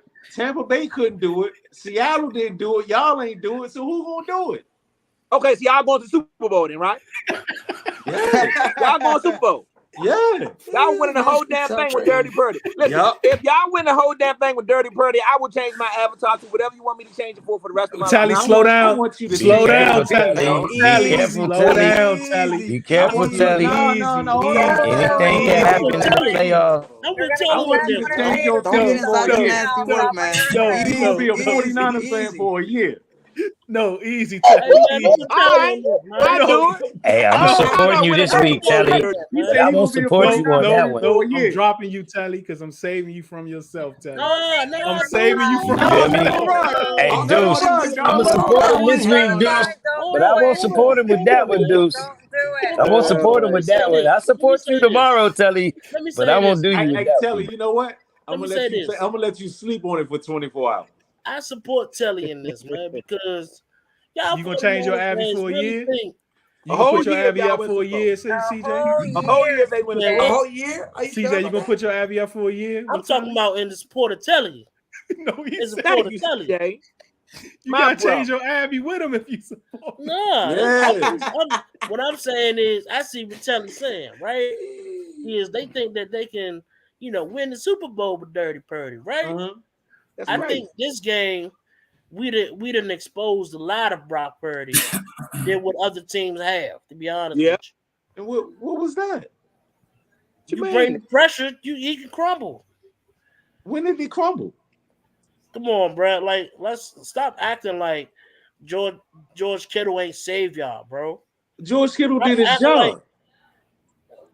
Well, I don't understand all you. What you mean? But those two plays George Kittle had, bro. Come on, man. Hey, man, look, we can go back and forth about this all day, sir. He did his job. You absolutely. So why he save us? He saved y'all, bro. So I can say the same thing about Dodson, y'all then, wide right? receivers wasn't doing anything. Huh? Y'all wide receivers wasn't doing anything. And yours wasn't either, or your running back. Who wasn't? What? Hold on, wait. Our wide receivers wasn't doing anything. Only two players on your team was doing something. Who on y'all team did anything as far as wide receivers? But Terry and Dotson was cooking y'all. Well, our first touchdown came from a running back. Well, not a running back, what a wide receiver on the jet sweep. All of our three wide receivers. That joint was nasty too, yeah. That joint All was three of like, our wide receivers scored a touchdown. All three of them. How many touchdowns y'all scored? 3. No, Terry, yeah, we got 3 touchdowns. Yeah, 3. Y'all had 2. We scored 3. Sam, you got one from Wentz. No, y'all. Sam, you got one from Wentz. And then Terry and Dotson. Cooking y'all. You know what I'm saying? So here's my thing, right? Should have had another one. The thing that I was upset with is that there was no accounting for George Kittle. It was like everybody was like, all right, focus on everything else but Kittle. That's what I was pissed about. Hey, man. He was just wide open every single time. Wide open for what? That is Pro Bowl tight end. Yeah, all Your pro. focus don't need to be on Brandon Ayuk. Your focus don't need to be on Jennings. The focus don't need to be on Christian McCaffrey. Why not? No, your focus needs to be on George Kittle. Well, good luck with that. Bro had 130 yards receiving, bro. Yeah, Yak boys. That's what they call him. How did Christian McCaffrey do? Oh, this is the first game he didn't have 100 from scrimmage. I think we did good, and that was Jamin Davis. I think he did an awesome job. That's But real quick, y'all, before we move forward, let me I got to get this sponsor in here, so give me one. Let's run this sponsor real quick. Do you sit back and say, man, these walls just need something? Feel like it's time to freshen up your place with something new? If your answer is yes, then it's time to call Rob of Lewis Paints Plus, the accent wall expert. Rob will even give you a free estimate on how he can transform those boring walls in your home. To book today, call 240-418-5241 or reach out on Instagram at Lewis Paints Plus. And for 10% off, tell him Red Zone sent you.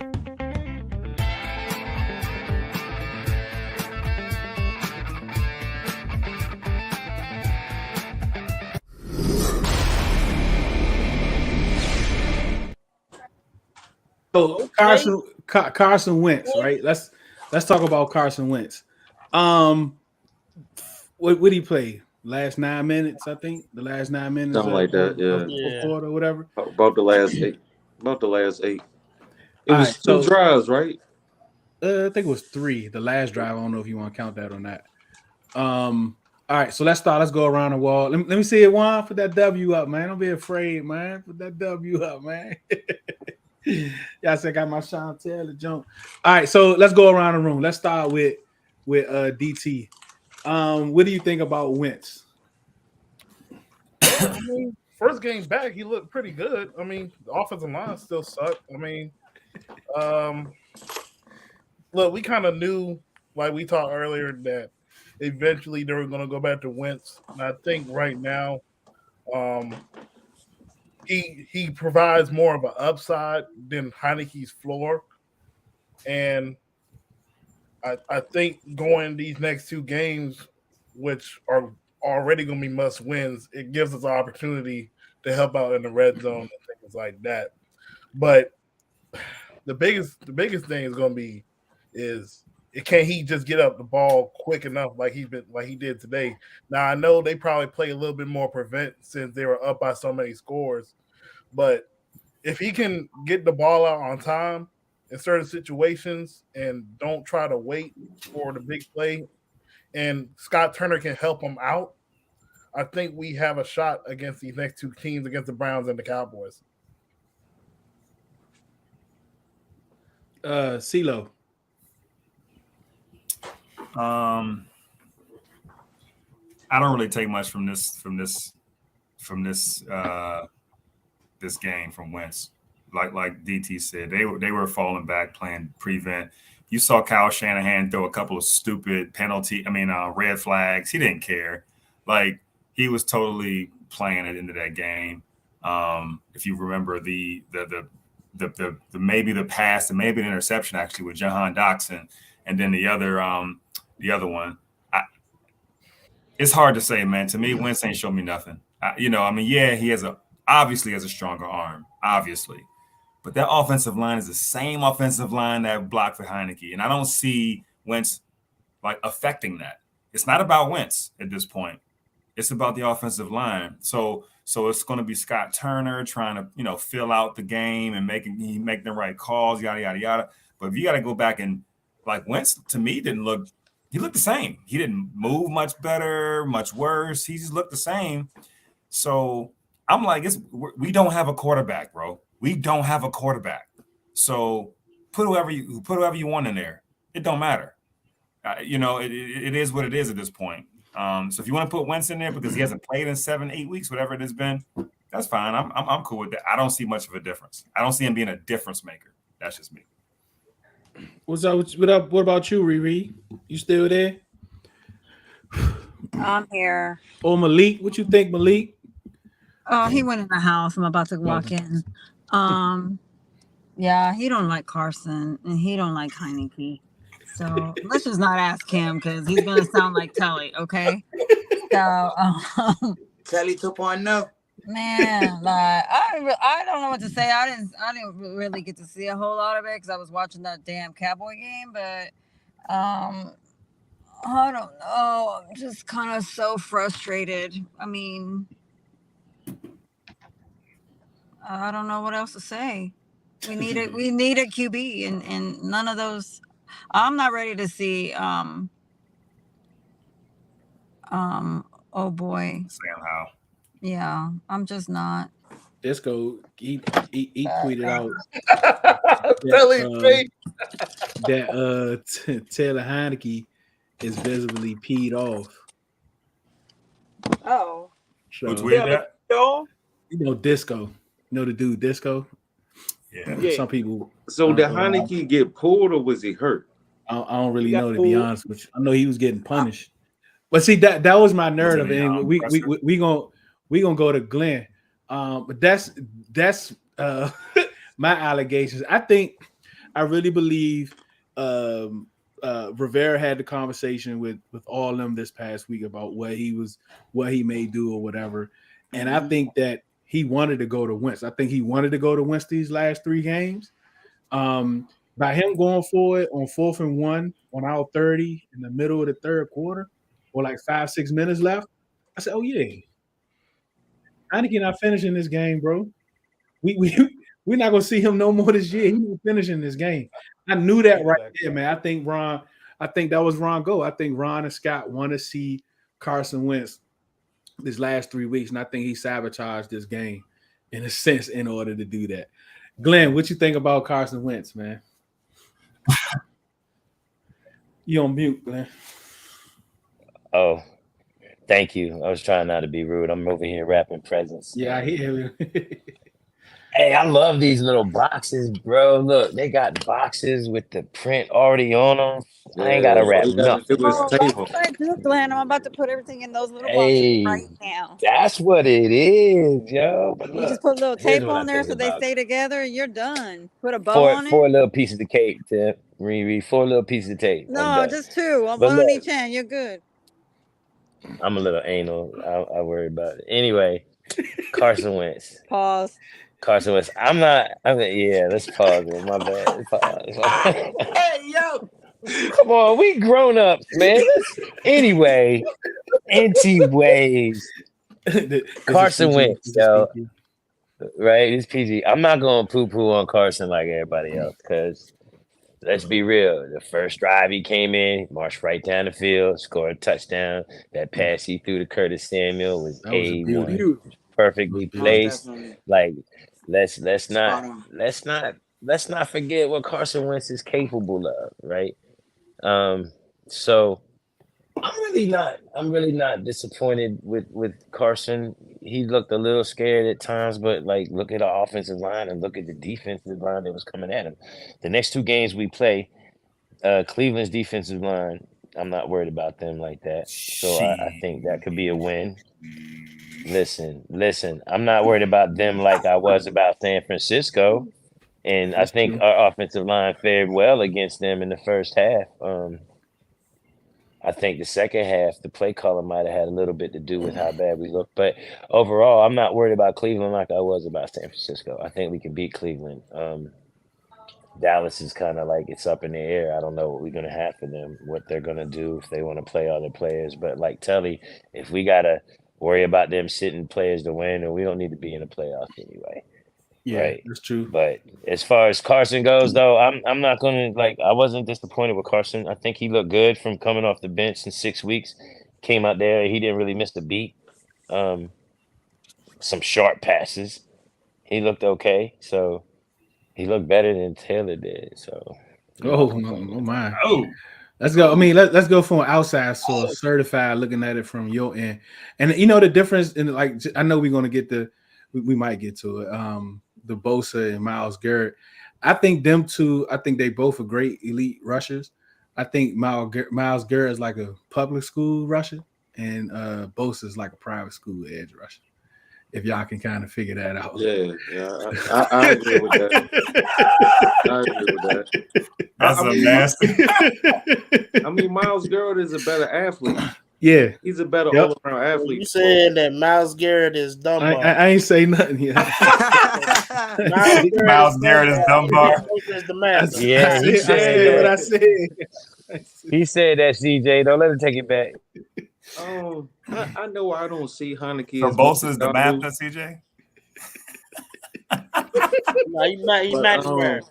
I think Heineke played good. Nah, he ain't McNamara. He definitely McNamara. They got some. Like y'all saying that, they're 50-50, but that second touchdown wasn't no 50-50. Like he dropped that in the window in the back of the end zone. He did. So I mean I mean he was going up against the number 1 defense.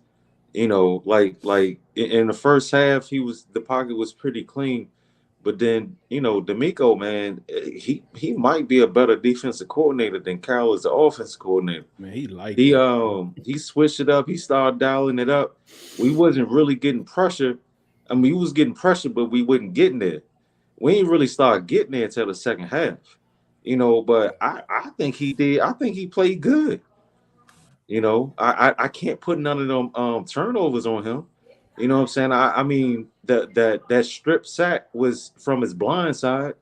you know, and he was actually releasing the ball when Bosa got to him. You know what I'm saying? So it's like I'm not sure what y'all want the boy to do. I mean, given the situation, I mean, I feel like he y'all best chance right now, y'all best option. That's how I feel. You know, we was in prevent against Wentz. You know, I mean, everybody give Hey, up when they yards. brought when we brought Wentz in the game, it was like y'all was blitzing from everywhere. I mean, he can't move, so It you was know. like, I don't know if y'all noticed it, but like as soon as we brought Wentz in on that drive, it was like D'Amico was sending like 6-7 people, yeah. And he It was was getting that ball crazy. out, you Yeah, he was know. getting it out though. Yeah, But he was getting it out. you know, but I He think held his own. it's hard, man. I mean, my best suggestion is y'all just gonna have to kick up the talent around Heineke until y'all can get an upgrade. I mean, that's basically what we did with Jimmy Garoppolo. We just kept adding pieces, adding pieces. I mean, he didn't become a better quarterback. He was the same. He was the same quarterback, regardless of what we added. But it helped.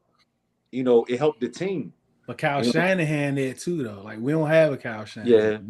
Yeah, We got Scott Turner. yeah. All right, Telly, what you think about Wentz, Telly? Well, I look at it PG right? Telly. It's like comparing. Well, it's like Heineke is Heineke Stephen is A. Jackson laughed before he started talking, man. now look. Heineke is I'm gonna say Heineke is Velikov and Wentz is Smirnov, right? Both of them real, both of them nasty, gonna give you a headache, you know. So Man, pick don't your disrespect poison. Velikov Pick your like that, poison. man. Pick your poison. But I'd rather go with the Smirnov than the Velikov personally. I don't think that Wentz played too bad. I think he got the ball out of his hands. That little shuffle pass was nice. I like that little shuffle. He He better was stop like that. this close from being down, but you know, he shows some improvisation. I think that's how you say it. Anyway, listen. That Velikov get you that weekend. That's what that Velikov do. Yeah. Get you that So I mean, weekend. You waking up Monday morning. Right. Head banging. You know what I mean? And that's how I feel right now with this team, man. My head banging. I don't know what to think. But at the same token, man, I say, man, that Carson looked a little bit better because his balls were a little bit more crisper. I like quarterbacks that got a crisp ball. Heineke does not have a crisp ball. That touchdown that he threw in the corner of the end zone to Dotson, I knew that was going to be a good pass because it had to get over the linebacker's head, right? That was And a good Heineke pass, good though, at yeah. getting that ball in the air and it coming down. So The scramble I don't pass know. was good too. Yeah, it was. I mean, I just think that Wentz balls looked a little bit more crisper. So give me the guy that got a crisp ball opposed to Velikov. Why y'all ain't pausing Telly? Pause, Telly. I just said pause, Pause. bro. I just paused. I ain't say what I say. You ain't say nothing. PG. CJ, what you think, man? All right, let what you think about All right. Wentz, DJ? So here's the thing, right?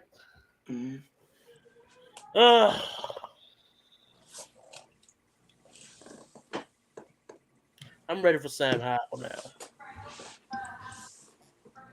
I think I seen what I needed to see from Wentz today in the 9 minutes. Granted, it wasn't a lot to go off of, but Kim told us you can't get this to work. I seen from Wentz what I needed to see from Wentz. I seen what it looked like when San Fran is just trying to not let a lot in the air go. You know what I'm saying? So we've seen that a lot of short passes, running backs to the tight ends and stuff like that, just like Art said at the bottom. I would like to see him connect more to wide receivers like Art said, but I think I've seen what I needed to see with Wentz behind the offensive line. Now, if you want to start Taylor Heineke again, I personally think that Taylor Heineke's arm was messed up. You know, after that blindside hit. You know, because when he went to the sideline, he was icing his arm. I don't think nobody caught it afterwards. He was icing his arm after he got hit. So I think that was pretty much saying, all right, you done. We're going to give you one more series to see what you can do. And that pass to Brian Robinson was nothing but miscommunication. You wanted Brian Robinson to keep going. Brian Robinson ran the route that he was supposed to. He stopped what he was supposed to. You anticipated Brian Robinson to keep going. You threw the interception. That's just what it was. When they seen that, maybe the coaches was like, okay, it's the arm. Let's sit this guy down. Let's put Wentz in. This game already lost. Let's see if Wentz can at least try to bring us back. Wentz almost. That defense was porous. I didn't like the defense today. Granted, like I said, no Cam Curl and just St. Juice. You got to take what you can give. But on the other side, Wentz, if you're going to play him these last two games, you got to find some protection. I need to see some Chris Paul. I need y'all to call Jacob Panasic back. I need y'all to try something. I don't think he's going to see Chris Paul. I don't think you're going to see him. Leno, I love you. Walter Payton Man of the Year hashtag. I love you. Family. You ain't it. I don't be seeing y'all retweet neither. I be retweeting. Yeah, I need to stop. I only retweeted it once. Man, I retweeted like 50 times. He better win. My timeline be full, yeah. I'm not gonna be retweeting every day. I retweet if I see it on my timeline. I'm like, all right, let me just go ahead. I know you say it on your timeline because I be retweeting. I don't see I don't see you retweeting my retweet. I don't retweet all the time, bro. I'm gonna be 100% transparent. I retweet you and Jalen though. You and Jalen though. You know what I'm saying? But let me ask this question though. Let me ask this question to Arch Point. I don't know if anybody saw the presser after the game with Ron, but I wonder if he actually said if he pulled him because he was hurt or because of performance. Because I think Ron wanted him, and I think him and Scott want to see what Wentz can do. I think he wanted to do it from the jump, but the team was hot and blah blah blah, and the moxie and the team was riling behind him, so he stayed with the hot hand. But I really want to know if he pulled him because of performance or because he was hurt. I'm gonna be honest. I think it's both. I think it's one because he got hurt, and it was one of those. We're gonna preserve you because if Wentz plays like Dookie the next week, we might have to go back to you. So we're gonna bench you. We're gonna let Carson. They can't go back to him. They can. They got to go to Hal. We've seen it happen. They got to listen. If Taylor is hurt, if he's hurt, set your expectations. If he's hurt, I don't know, man. I need to listen to Ron. I need to know why. I need to know Ron's reasoning for it because I think he wanted him in there all this week. But yeah, like Arch said, nah, man. All these games we had, you can do like plus 3 sacks on Wentz. All these games we had, like you can add 3 sacks just cause like Wentz ain't getting away from a lot of that stuff, man. He not moving. I saw Heineke move, dipping his shoulder, stepping up, stepping around, rolling out. I say Carson tried to roll out. That's not you, brother. That's not you. It's gonna have to be real quick stuff, man. And it was like a prevent defense. Go ahead, real quick. Ron Rivera told reporters that they'll make a decision on the QB this week. It's Wentz. Yeah, it's Wentz. And I won't be surprised. He said early this week. And I won't be surprised if TH is not the second string. So with the 26. Oh no, TH going on IR. I guarantee you that. So with the 26. That's nasty. How you going? So with the 26, I don't know, bro. I'm trying to feel that way. That's what happens. So it's not like CeeLo, you said early this week, right? So with the 26 being observed as a federal holiday, technically they got the day off, right? Nah, they ain't federal. They the private work. company. They go to practice tonight. No, what I'm saying is technically it's I'm not saying they have to look at it as a federal though, right? It's just if they wanted to give the guys a day off. Yeah, they probably will. Oh yeah, they probably gonna have all of a couple they have off days. tomorrow. Yeah. But they They let me don't see. usually report till Tuesday anyway. But is this game Saturday or Sunday? They'll have Oh, yeah, off that's tomorrow. right. Yeah. They have off tomorrow. They're going for all the physical stuff on Monday. Then they'll start up Tuesday. So who said that Taylor Heineke was pissed? Disco said I don't know where he got it from, but he just posted that. I don't know. Pissed about what? What you pissed about, Taylor? Please tell me. But see that's the thing though. Like he probably think he played pretty good in the first half. He probably think he ain't have to get pulled. I mean, he ain't played too bad the first half. What he's supposed to do. But he didn't play bad, but he still didn't push the like that. Like I've always Taylor can throw the ball deep in a sense where he can get it down there for the contested or whatever. But like we saw like Wentz with the Army for instance, right? Our guys is constantly beating people. Like we're beating people. We have a yard or two on people. And I just want them to just lay it out there so they can just fall in their hands and keep running with it, man. I don't want them to have to stop, come back, jump around the receiver and all that stuff. That's my only thing. I gotta just say, man, y'all. I mean, it makes sense. It makes sense, man. But you just gotta look at the pass blocking, bro. I don't see any quarterback on the planet minus Lamar 2.0 succeeding and hitting guys in stride on a regular basis. Lamar ain't even hit. I'm just giving it to Lamar, but I'm in general. I seen Lamar with a porous offensive line last year. Yeah, even with the COVID, with their starting offensive line going down with COVID, and they had to play with backups. That offensive line was porous, and Lamar Jackson was getting hit out there to the fact that he spoke out.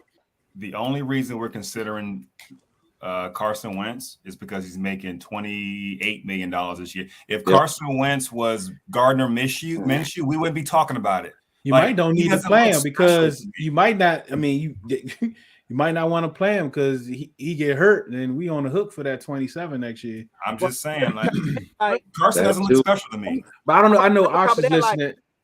Go ahead, Tally. Hold on, Tally. I know Arch is listening. I know he said he think there's an injury settlement in his contract. So if it is, Arch, post it for me. Go ahead, Tally. Yeah, now I was going to say, like, playing Wentz, in my opinion, is a lose-lose. There is no win with Wentz. For instance, if he come in and he's just not good enough and we lose against Cleveland, now we miss the playoffs, he's to blame. If he comes in and plays well against Cleveland and also plays well against Dallas, then you know what? Now I'm telling you, coach is going to be in the dilemma of shall we bring him back? Fans going to maybe want him back. It's just a lose-lose situation to me.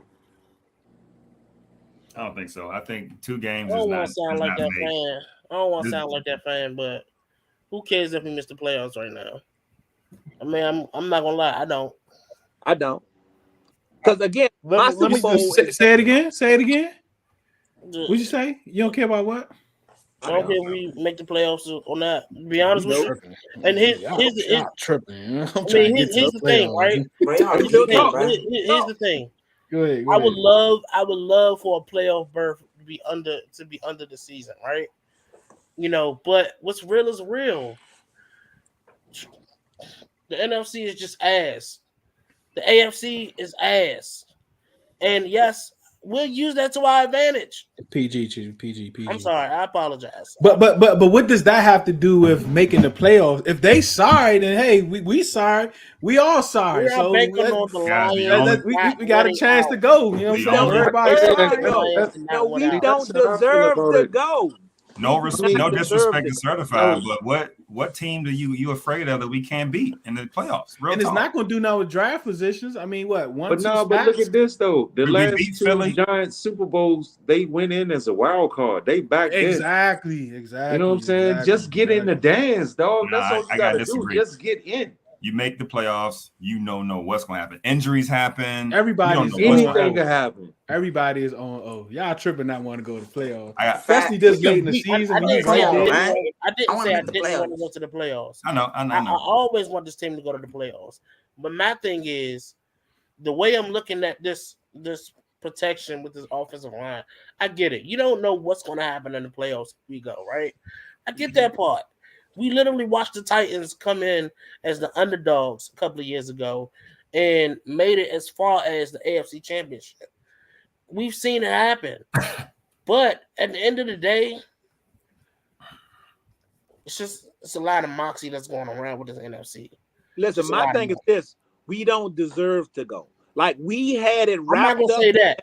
I'm not gonna say we don't deserve to go. I think we don't. If we couldn't beat the Giants, Telly, I disagree with you on that. We deserve to go because of the way we've been playing. Like, look, bro, look at it. That's 2 in a row. We lost 2 in a row. But look at it. Look, This is the 2.5. second time. 2.5. But look though, like just like we think about our offensive line, right? But our defense is making the other team's offensive line kind of look like ours. So it's like you go in there, get like, I mean, the 49ers, right? Yeah, I know you're if certified, so let me get that if crap. But if Jahan makes that catch on the opening drive, that could kind of change the whole game. And with the poor line, I mean, we scored 3 passing touchdowns with a poor offensive line. So it's like, yeah, we may, we don't have a dominant O-line, but you never know. Stuff changed, man. When you get in it, man, when you get into that party, man, look, like it's all 0-0, man. Like it's time. It's like it's time to put it all out there, and people make runs. I mean, the team that had the worst offensive line in the league made it to the Super Bowl. Y'all don't remember when the Giants lost? I don't know if y'all remember. The Giants played the Patriots that first Super Bowl and lost to the Patriots last game of the year. It was like a very close game. 3 games or 4 games later, they played them again in the Super Bowl, and everything else is history. It's You different never game. know. Go ahead, certified. You was about to say something, certified? No, that's what I was saying, man. You just got to get in, and like I said, defense travel. Run game travel. So I mean, anything can happen. Listen, I can't keep letting y'all bash this offensive line like this today. I think the offensive line. Hold up, I think they played pretty well in pass. That's true. I agree. That's true. I agree. It was run blocking that day was bad at the day, not pass blocking. I agree. Well, let me read these numbers. I said it was going to be strength against strength. Hey, listen, on that pass to Terry in the corner of the end zone right there, I think it was Terry. Man, Heineken had like 10 seconds in that pocket. That was Jahan.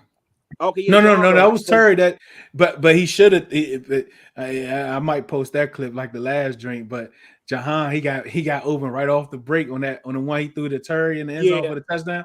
He missed Jahan on the back of the end zone. He was. I mean, right, but he had 10 seconds. Man, that dude, man. The Archer's question. Archer asked, did Washington score on the drive with that one that got called back on Jahan? No, he didn't score. He caught the ball and then he went out of, and then he walked out of bounds like 3-yard line. Yeah, but he didn't score. That was a hold. I think it was a hold on Leno on that one. Yeah, it was a double foul. Yeah. Double. That's right. It was a double foul. Yeah. Defensive holding and offensive holding. Yeah. On Schweitzer, that was on 71. Yeah, listen, let me man, Schweitzer, man, why it seemed like Schweitzer just kept laying on the ground after the play? Huh? Did y'all notice that? And the low hikes. Just kept laying down. Like, man, and the low hikes. Yeah, he got to get that. Yeah, man, he got. Carson's 6'5". Say it again, Telly. Schweitzer had a real bad penalty today. He had a big play called back. Remember that? Yeah, that's the one to Jahan. That was Jahan. Okay. Another what if, right? So let me read these numbers off to y'all, right? So Taylor Heineke was 13-18, 166 yards, 12 yards per throw, 2 touchdowns, 1 pick, was sacked twice, had 114 QB rating. Wentz came in 12-16, 123 yards, 10 yards of throw, 1 touchdown, 117 QB rating. You combine that's 25-34, 289 yards, 3 touchdowns, 1 pick. You just looking straight in the mirror. You looking right in the camera when you did those numbers. I know you ain't add that math up like oh yeah, I forgot he was an educator. My bad. I forgot. Respect. My bad. But that's not bad. bad. Man, that's not bad numbers for quarterback play, bro. But if you just look at the second half, like they just made the adjustments, and the O line just started to crumble, bro. Like this O line is, I don't know, man. Like I think at this point, I don't think it matters what quarterback. That's where I am. It don't matter what do y'all think about it was like I counted at least 3 times they had a tight end on Bosa. And I know sometimes they had a linebacker on Bosa. They had a tight end on Bosa. Yeah. I'm thinking about Kittle. And sometimes they shift over, so it's like a off balance line, so you have no choice. But that can't happen more than like once. Logan Thomas is getting punished, man. Bro. Logan Thomas was. You gotta get in the weight room, son. It's only a few tight ends that could block like that, man. Kittle is one, Kelsey is one. We don't have one on this. No, we don't. I mean, Bates is a good run blocker. Bates. He's a good run blocker, but not pass. Like we got to stop doing that. You know, like it happened like 4 times. Yeah. Like, come on, that's crazy. Bro. That 2-point conversion was unacceptable. Unacceptable. I didn't get why we did play action there.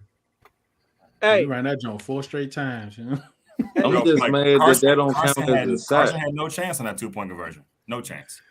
Yep. Hey, now listen, those numbers that you spit off, man, was like, wow. Like both of them had over 100 yards QBR. But that's why I said that our game plan should have been throwing the ball. For the simple fact, they was coming in trying to stop the run, right?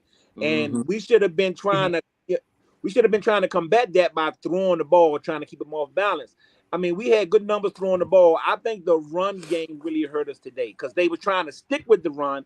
It wasn't working. We wasted possessions. I think that run game hurt us today. Well, it's got some truth to it, but at the same time, you saw the time of possession. We had 20 minutes to their 9. So it was really the Philadelphia game plan that he had.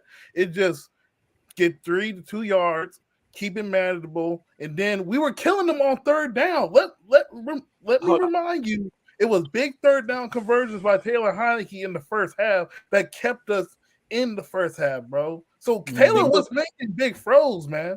What was the third down conversion, DT?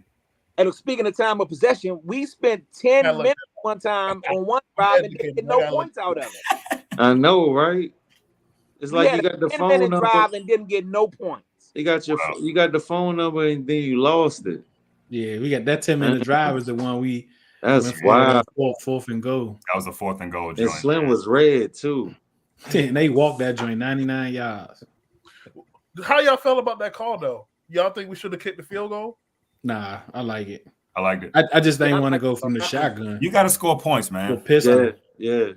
What you think, Juan? You shaking your head? You ain't like it, Juan? I ain't like that. Hell no. My bad. That's my man. That's my man. That's my man. Wow. What are you doing over there? What did you think, Riri? Riri, what you doing, Riri? Yeah. Oh, my bad. Oh, y'all wanna hear the third down conversions? Yeah. We were go ahead. We were 7 of 13 left the on chat third. by accident, Brian. 7 for what? We were 7 of 13 on third down. 49ers for 4 of 11. Wow. And still got blown out. Man. These numbers, man, like right. So like it sounds like it's a quarter. Yeah, if we like, I don't think we need a full O-line. I don't. I think if you get you a stud left guard, I think that'll make Leno a little better. I think you get you a young right tackle, move Cosme inside. I think, well, Tyler, we might got to look at center too, because Tyler Lawson and Chase Roulier is coming off a back-to-back season-ending injuries. So we gotta look at center, man. And losing Ishmael in the season hurt. Actually with San Fran, I think y'all got Keith Ishmael on y'all practice squad. Y'all took him from us. Oh yeah. It used to be. Does getting a left guard fix? Does getting a left guard, you think, help or fixes the left tackle situation and or the center situation? Or you think? I think a stud left guard will help. Like, look at Flowers last year, right? He was good, right? Leno was Leno left tackle last year too? Yeah. Leno looked much better. So I'm not saying he's going to be like a top left tackle, but I think having someone beside you, that's better than. Oh, you know what I'm saying? I think that'll make him better because you don't want to just be reaching on left tackles. You really want you to get you a left tackle, and if you can't do that within the first like 6 or 7 picks, then I stay away from it. That's just me. I'm cool with Leno. I'm okay with Leno because he's not. I think I'm okay with Leno. I really think they got to shore up that interior line, bro. Yeah, they get a better left guard and a better right guard. Yeah, we got a big difference. Our skill position players is too good for us not to be able to run screens. Like certified, we cannot run screens because our interior linemen can't move, bro. Yo, they fat, can't bro. move. They you see Schweitzer, it's like Schweitzer every time after the play, he was just laying on the ground. I'm like, dude, get up. What you just laying around for? Hey, look, I'm gonna be honest with you, man. I don't think Leno is a starting left tackle in this league. I think he's a backup. He's slow foot. You know what I mean? He has stiff hips, and he's getting long in the tooth. I think he's a good backup, but I don't think he's a starting left tackle in this league. But I think he has trouble with elite pass rushes, though. Right. But average guys, I think he holds up pretty good. I mean, you don't have too many left tackles that can put up with like Bosa, Chase Young. You know what I'm saying? Bosa, Chase Young, them type of dudes. Like you ain't had that many like Trents and all them type of dudes out there, man. So left tackles is like quarterbacks, man. It's hard to find them. It's hard to find your bookend left tackle, man. And Leno healthy, man. That's tough. But hold on. Like if you have him as a backup, now you better off because like if Leno go down right now, who we got coming in as a left tackle? Leno is available. You're right, yeah. So like I'd rather have Leno as a backup, a young stud at left tackle. You know what I mean? And you know what? Go from there.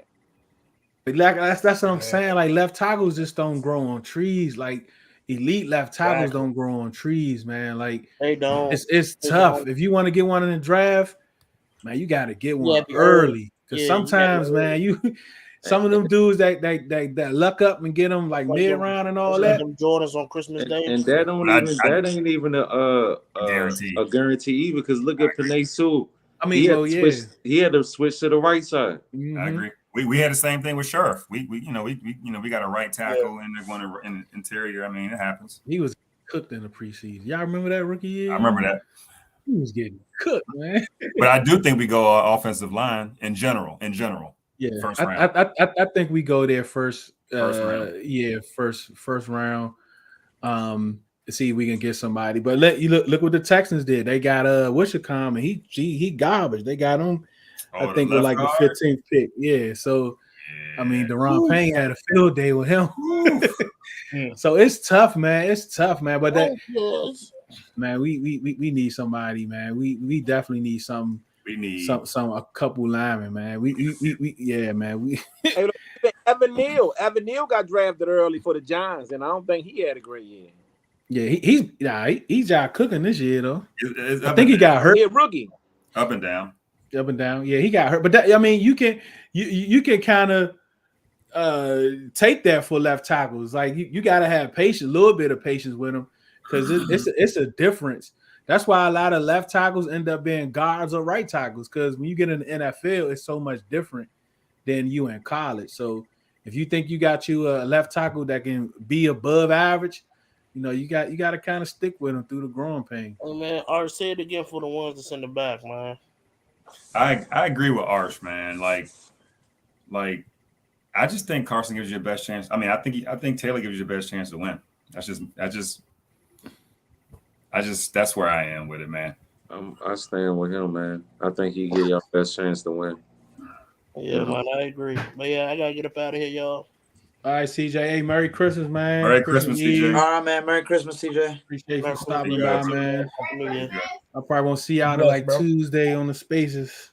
Right. Like, Merry Christmas, y'all.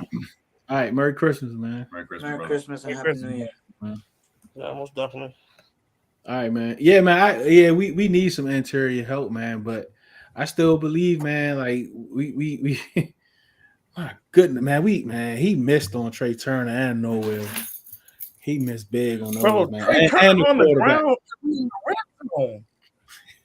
Trey Turner on the ground. We in the red zone, bro. Like, I'm starting to sound like my dad, bro. I hate when offensive linemen just fall straight to the ground. Like, that bothers me so much. You already low. Like, come on, dog. Stay up Hey and take the man, hit. I know how y'all feel, man, because McGlinchey just started to unravel in that second half, man. Yeah.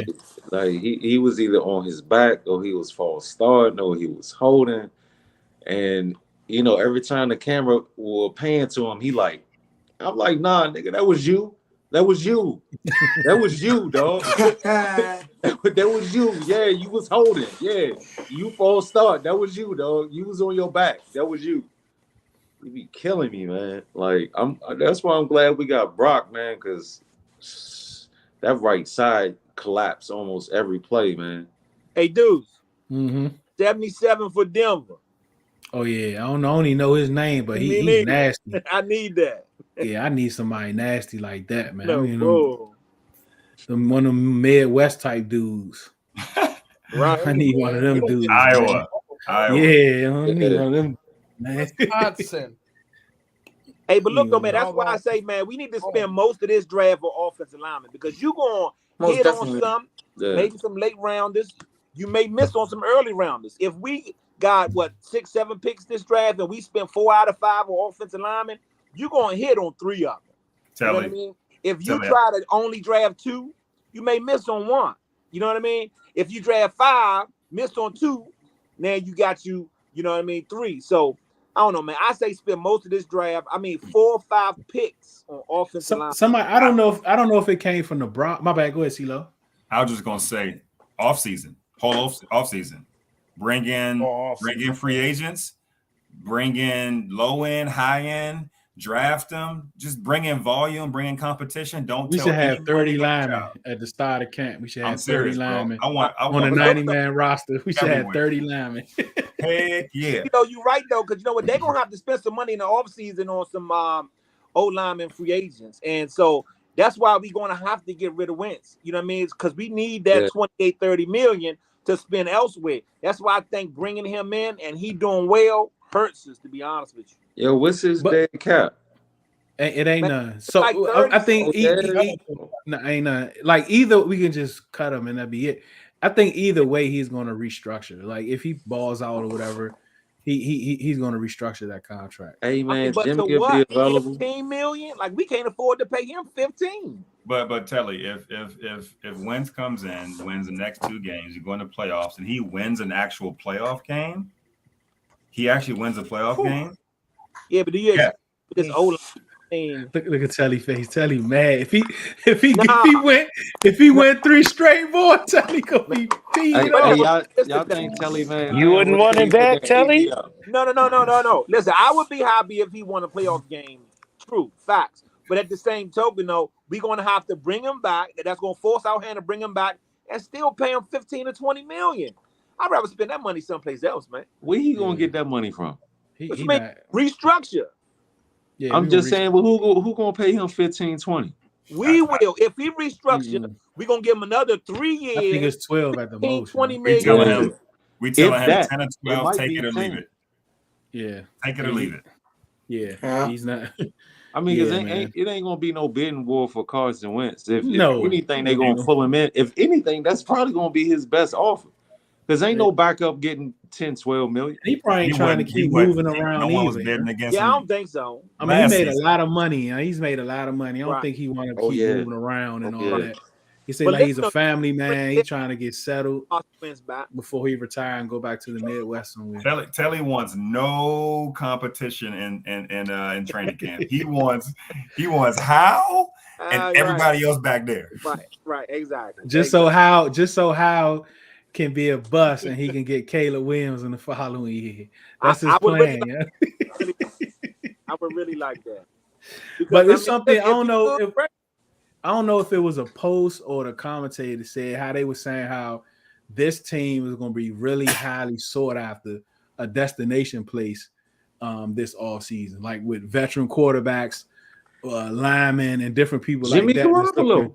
man, I'm about to end this jump. I'm definitely about to end this jump. We ain't won Jimmy last offseason. He was on the We market. talking crazy. Hey, I'm just saying. Jimmy had that surgery. He put y'all If in Jimmy the bag. had that surgery, he'd probably be, you know. Hey, I said being mad with 2 straight and a playoff win is nasty.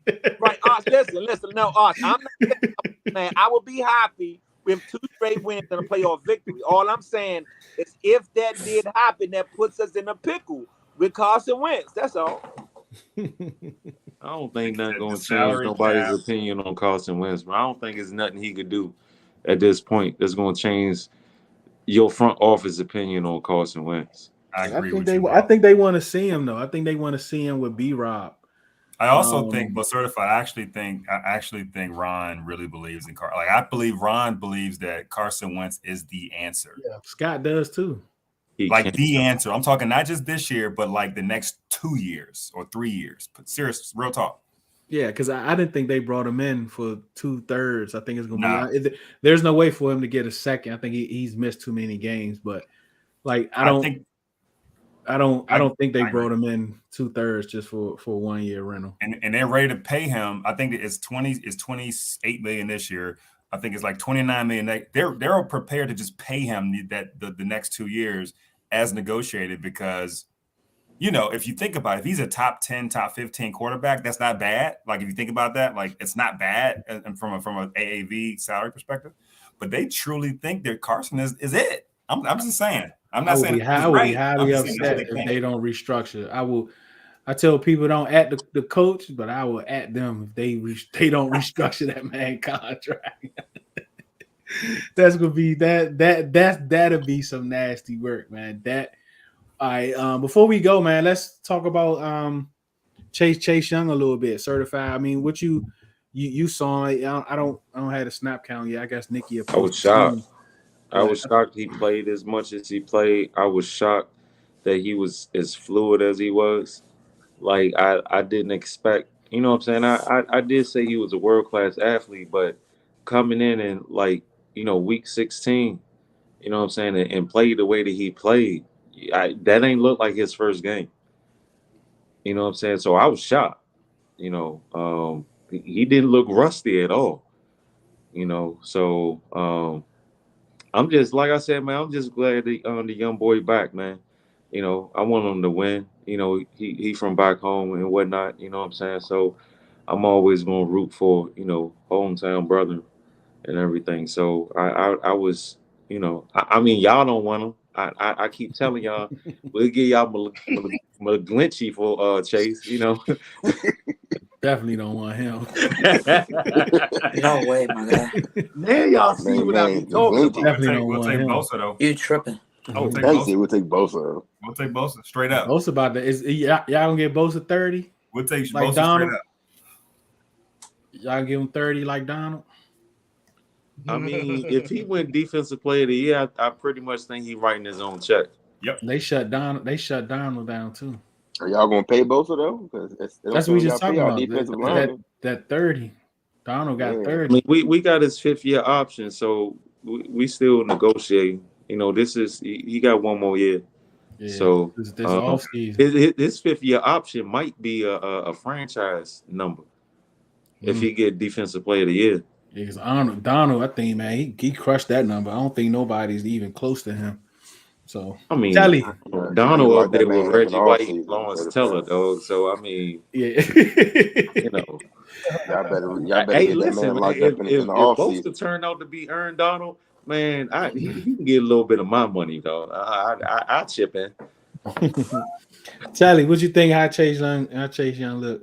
You still think how do you feel about him now than last week when we was talking about him? Well, listen, I was driving to work when the game first started. Then I came to work and I'm trying to do a few things and watch the game at the same time. So I didn't really get a chance to focus in and, you know what I mean, like hone in on Chase, you know, one-on-one. I know he had the one batted ball, but other than that, I didn't see too much. You know what I mean?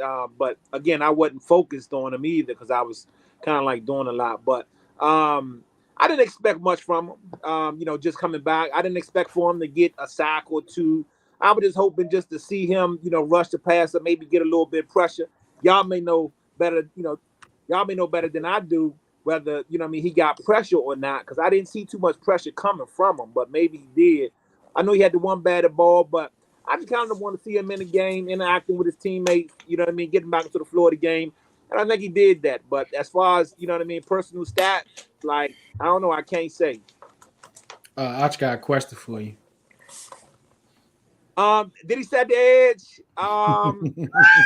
You know what? I would say he set the edge. Again, I didn't focus in on him, but I think he got maybe 2 pressures though, Telly.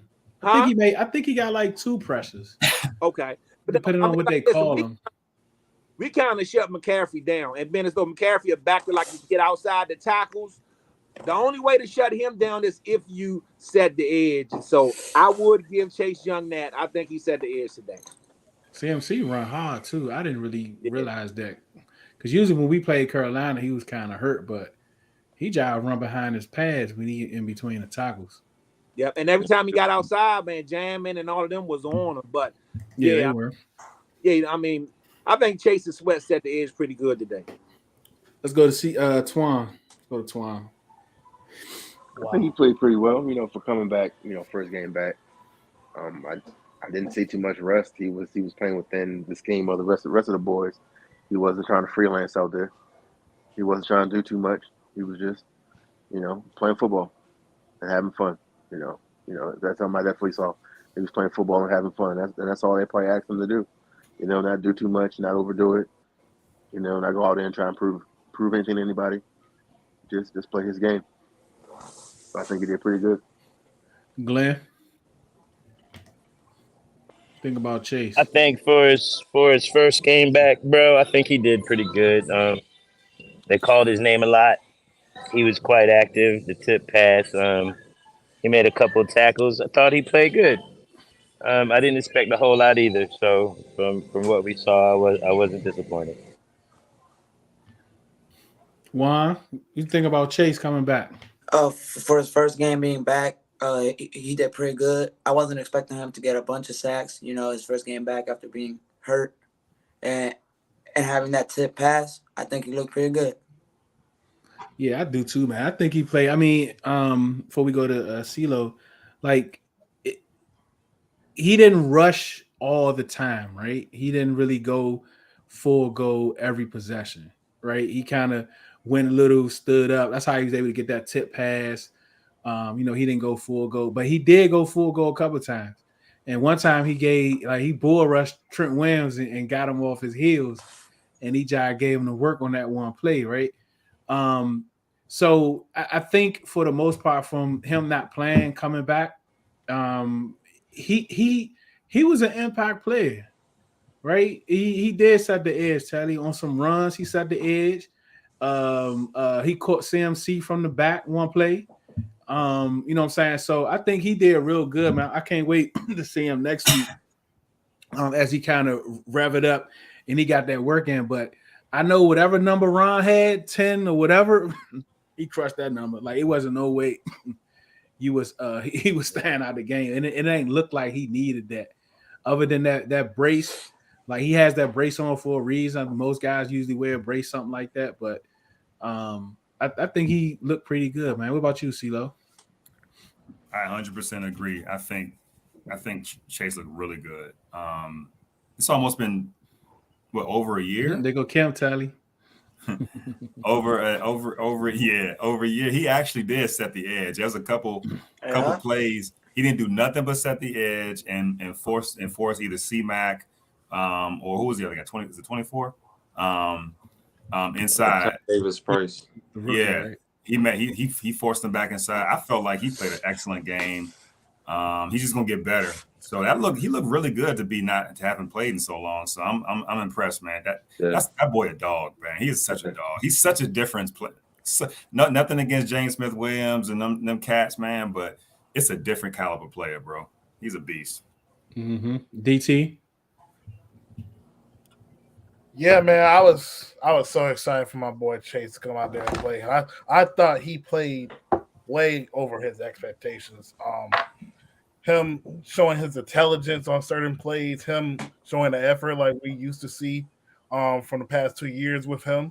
And I think, yeah, he played weight over his snap count, but I think that was good for him, man. I think he finally got over that mental hurdle, and I expect to see an even better Chase next week when we play the Browns and the Cowboys. But this guy, we drafted him number 2 overall. He's the future of our team with Terry McLaurin, Jonathan Allen, those boys and stuff like that. And I'm just so happy to see him get over the mental hurdle. This dude had both of his knees like in braces, man. Like you just know the journey he had to go through, and he finally get to play today. I'm watching the game right now again. Like, boy, is just so excited. He brought an energy to the team, bro. I'm just excited for Chase to be back. Yeah, me too, man. We're gonna do another oh man, we're gonna do another payout bill, another sponsor. We're gonna put this on him, and when we come back, man, we're gonna get some final words before we get out of here, man. Do some Merry Christmas shout outs or whatever we want to do, man. And yeah, we're gonna wrap it up. Let's go here quick. Hi, I'm Christian Miles, native Washingtonian and real estate agent servicing the Washington metropolitan area. I started my career as an investor and later transitioned to the residential side.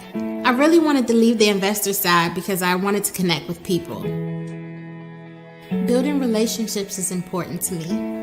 I understand the buying and selling process can be challenging. I get it. I've been there.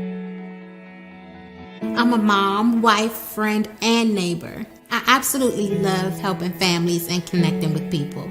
Going through the home buying and selling process is stressful enough. When working with me, I make it fun. As a realtor, I think it's important to be able to connect with you. Every detail is important, no matter how small.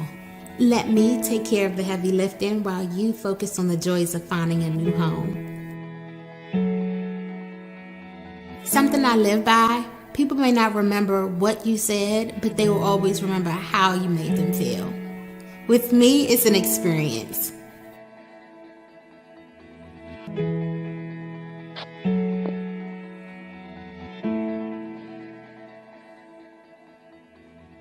Welcome back to Enters the Lab Live. All right, certified. Oh, what certified go? Oh, maybe he left. Oh yeah, certified. Probably to get out of here. All right, Twan. Hey, what's up, man? We appreciate you for coming by. Any Christmas shout outs you want to do? You never know who's watching. Ron might have jumped on. He might be on Facebook. He might be on. You know. Hope everybody have a blessed holiday. Blessed day tomorrow. Hope everyone's kids have a wonderful Christmas. Just spend time with your family, man. Just enjoy them. Appreciate you. Happy holidays to everybody, man. Peace and blessings to everybody, man. Appreciate you. Juan. All I gotta say is Merry Christmas to everybody. Hope y'all have a good holiday. And as always, Burgundy and go for life. You already know. My man, Juan. Glenn, you still there, Glenn? Yeah, I'm here, man. You know it, bro. It's how my family do every Christmas Eve, bro. You hear the music in the background. But look, I'm going to give a Merry Christmas shout out to everybody that matters. Y'all know who you are. All my loved ones in here. All the Burgundy and Gold Battalion. You know what it is. Tough loss today, but we'll rebound next week, man. Everybody keep your head up and have a Merry Christmas, man. I'll catch y'all on Monday. Appreciate you, Bo. Tally. Thank you for stopping through, man. Any shout outs? Now you can tell your daddy, you told your daughter that you on the radio during the week. Yeah. Now you can tell her you on TV, man. Well, look, listen, man. First of all, I want to thank you, man, for allowing me to stop by, man, and chime in. I really appreciate that. I want to say happy holidays to you, your family, everybody that was on the panel today. Their families, everybody that was, watching. Miss Janet, Kim, Arch, Yan from China, Japan. Okay, yeah, man. I mean, just like everybody watching, everybody that was here, I just want to you know what I mean, say, man, happy holidays to you all. I want to say Merry Christmas and Happy Holidays to my beautiful wife, Fjord, my daughter, Tele. Newlywed, congratulations, Telly. Yeah, thank you. And so, Daddy be home soon. Love you all. Hail to the command. Appreciate you, bro. Appreciate you, bro. CeeLo. Hey man, I just want to say it's been a blessing and pleasure to actually meet y'all cats, man. It's this has been a fantastic 2022 and in different ways and I'm just so happy to be here and we can chop it up and talk about our favorite football team. So I just want to say have an absolutely safe and Merry Christmas and Happy Holidays to you guys and your families. Enjoy it, spend time with your loved ones. And I can't wait to do this again whenever, after the next game. Yeah, man, I want to appreciate all of you, everyone that tuned in, everyone that stopped by. Kim, CJ, Deluxe, which is Arch, Miss Janet, Yam, like from over there from Japan. The Hawk stopped by, man. He's always supporting. Marcus stopped by, Kim. Worley stopped by, Marcus Eden, like all you guys that stopped by. We really appreciate y'all. Appreciate y'all. Certified. Appreciate you, bro, for stepping in. CJ Telly, appreciate it, man. Glenn Juan, appreciate y'all. Breeze, he had the kiddos today, but he did, stop by a little bit and brought the kiddos in, man. So the CJ, it's good to see his son. We hear a lot about the kids. We don't really see them too often, so this was good. And of course, Breeze, CeeLo, DT, man, I appreciate y'all. We starting this new podcast, Owning the Huddle podcast. We gonna start putting, our post games. We gonna have some stuff set up for the off season, have some guests, different stuff like that, man. So I do appreciate y'all, man. Y'all time is very valuable.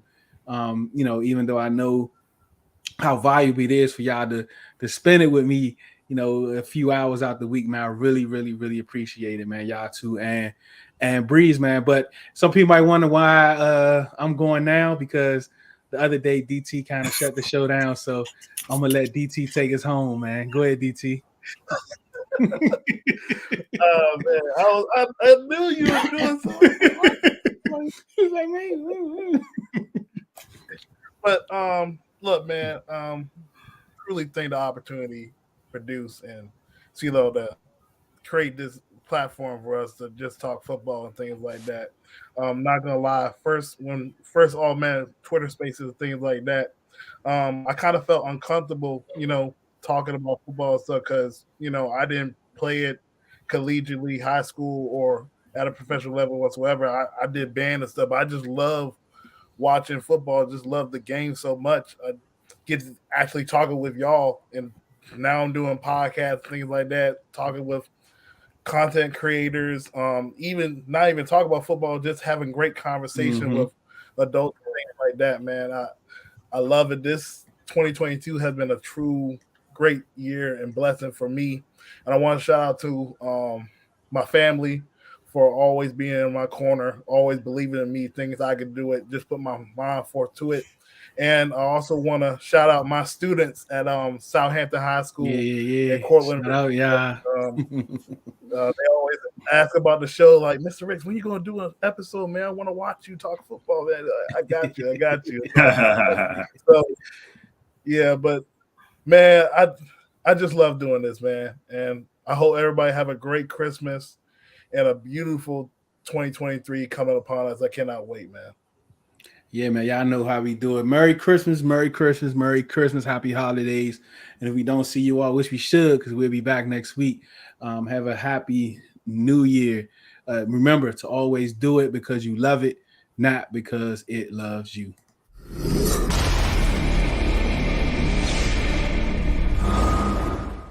Welcome to Owning the Huddle podcast presented by Red Zone in the Lab, where we discuss all things Washington Commanders, from the executive and front offices, coaches, players, and fan experience. Join DT, Breeze, CeeLo, and Deuce as they break down the pre- and post games. Do it because you love it and not because it loves you. Hail